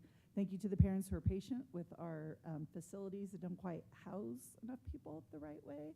And just a shout out to our students who show up and they want to get better. And it is so cool to watch them grow, not only in their craft, but as leaders. And so to watch ones that came in as kind of timid 7th graders, and by middle of 8th, 9th grade, they're leading the class, and then to watch them continue to grow. And so I just very much appreciate all our teachers who, in addition to the normal teaching load, plus your family commitments and holidays, put on these incredible concerts. And also, just as a reminder, that community members are welcome to show up and support, whether you have kids at school or not. Maybe not Lehigh Junior this year, or go early, or walk far, but they love when we have community members that come to support. I think this is the first school board meeting we've had since we've had new school board members sworn in. So I just want to extend congratulations. I know we have several of the board members sitting in the audience today for Aspen Peaks, and then I think we're still doing the quotation marks for Lake Mountain and Timpanogos as they're pursuing naming committees. But I just wanted to say congratulations. We're excited to welcome some of those board members here, excited to have you here and be able to participate. And just impressed with everyone, the work that's being done, and the confidence that community members have shown in their boards getting the work done. And also wanted to publicly state all 3 districts have their superintendent searches up and ready to go. I love how everyone's aligned because everybody posted essentially within 12 hours of each other, and let the games begin. Any other board comments?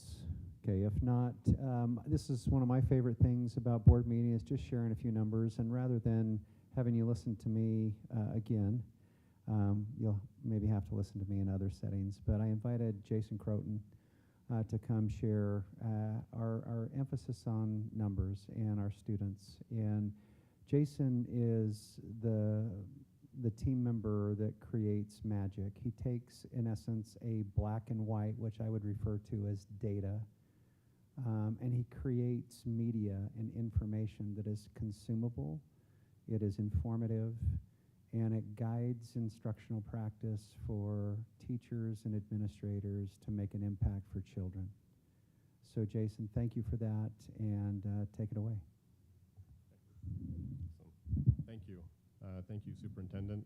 Thank you, Board, for the opportunity. I love sharing what's happening at schools. Alpine by the numbers. We've done some high school data, some survey data, and today what we want to talk about is some elementary data. Met with the superintendent, Dr. Perkins, Dr. Carter, and kind of talked through what should we share about the great things that are happening at our schools. I do want to recognize my team that supports me with this data. In elementary, we have a test. It's called Acadiance Reading. And that assessment is a one-on-one assessment. And you can see that part of the priorities of the district, the coherence map, literacy is a priority. Literacy opens the gate to all content, to learning, to next level readiness, and to connection. This test is a screener. So that screener is quick, and it identifies if a student has the skills they need for future reading success. That data is used by teachers and schools to determine which students might need additional support and what do we need to do with our Tier 1 instruction, intervention, and extension. And you can see the dialogue on that slide. It's just a quick check. In our system, we have a lot of big events, and a lot of these are testing events or survey events. And you can see in September, we had a big event, beginning of year testing. And this test is the reading test that we do one-on-one with every single student in elementary. Let's talk about that event so we can kind of see what happened this year. We have a tester team, almost 110 testers. And they go out to all of the schools and sit one-on-one with every student and give an assessment.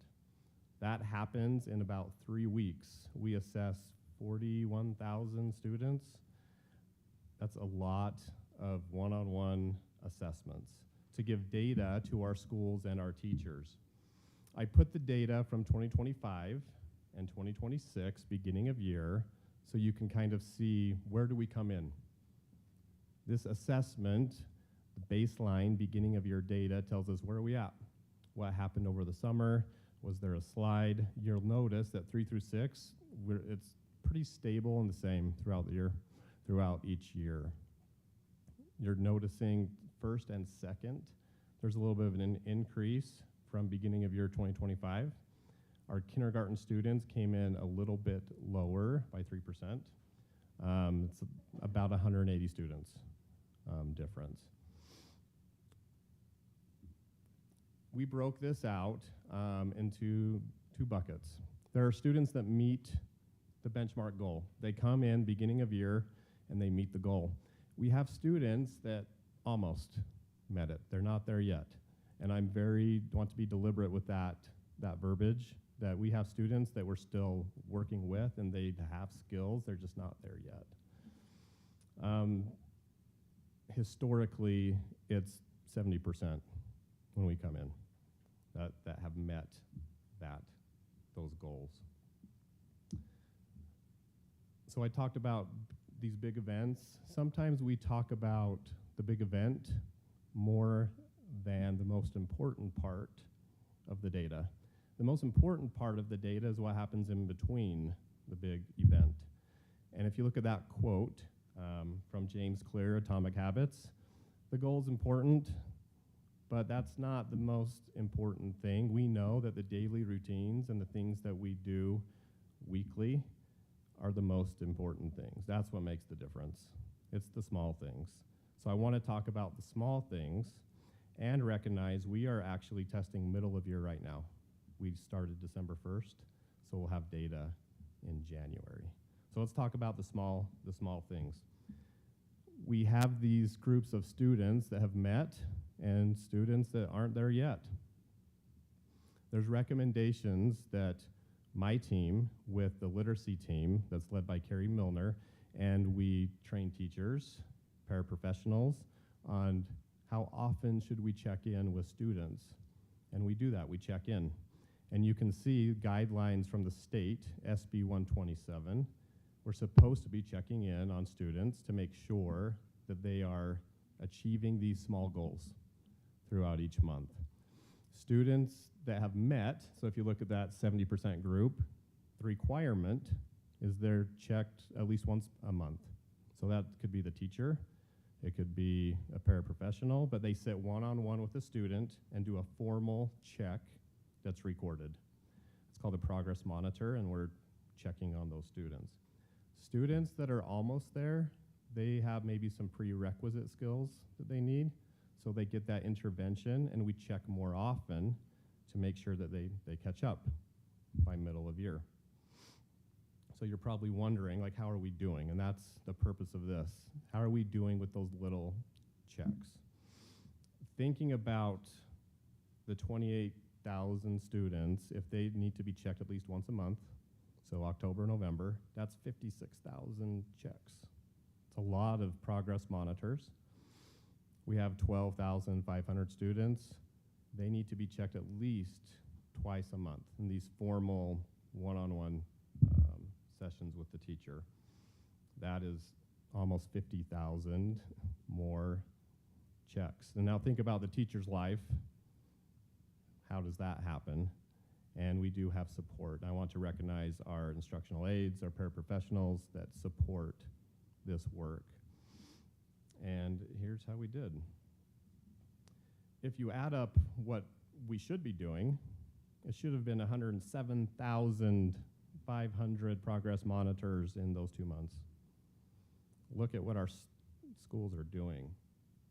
260,000 one-on-one checks with our students to make sure that they're ready and that we are tracking data to know what's going to happen in middle of year.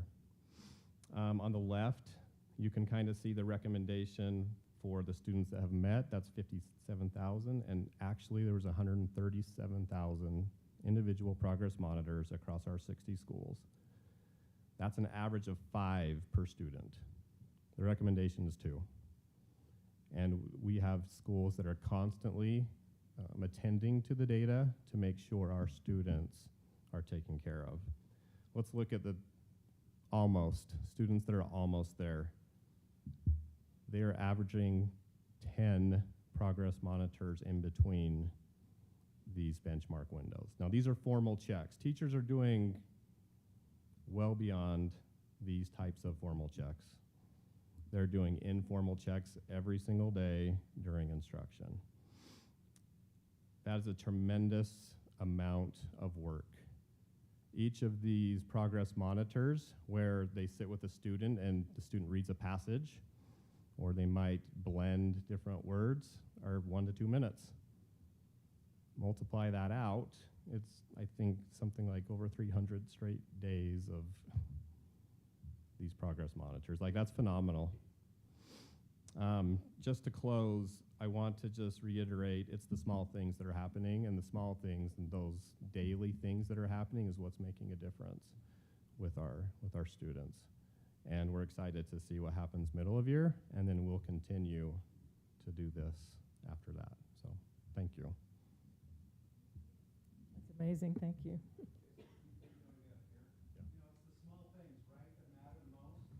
Just to recognize him and thank him for his great work.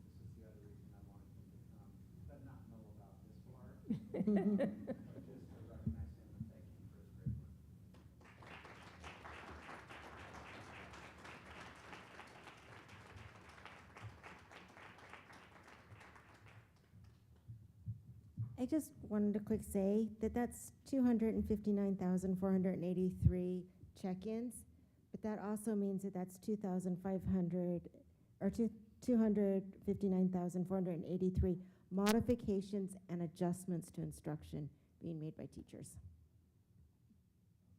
Jason, could I just quickly ask you how are these reported? The progress monitoring.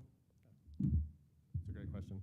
So we have a platform that our teachers and our paraprofessionals, they log in, has the student's name, and then they can do that one-on-one check, and it's all recorded digitally. So we have historical data on all of these students, and then that allows us to be able to put that together. So we put that together for schools, so we know where student where schools are doing really well. And then there are maybe schools that need a little bit of push and support where like, oh, we're not maybe meeting those needs, and so that helps us with that data. Yep. Thanks, Jason. We appreciate that. We do not have need of closed session this evening, so I will entertain a motion to close the meeting. I move to adjourn. I second the motion. Okay, all in favor, please say aye. Aye. Aye. Meeting is adjourned. Thank you all for being here.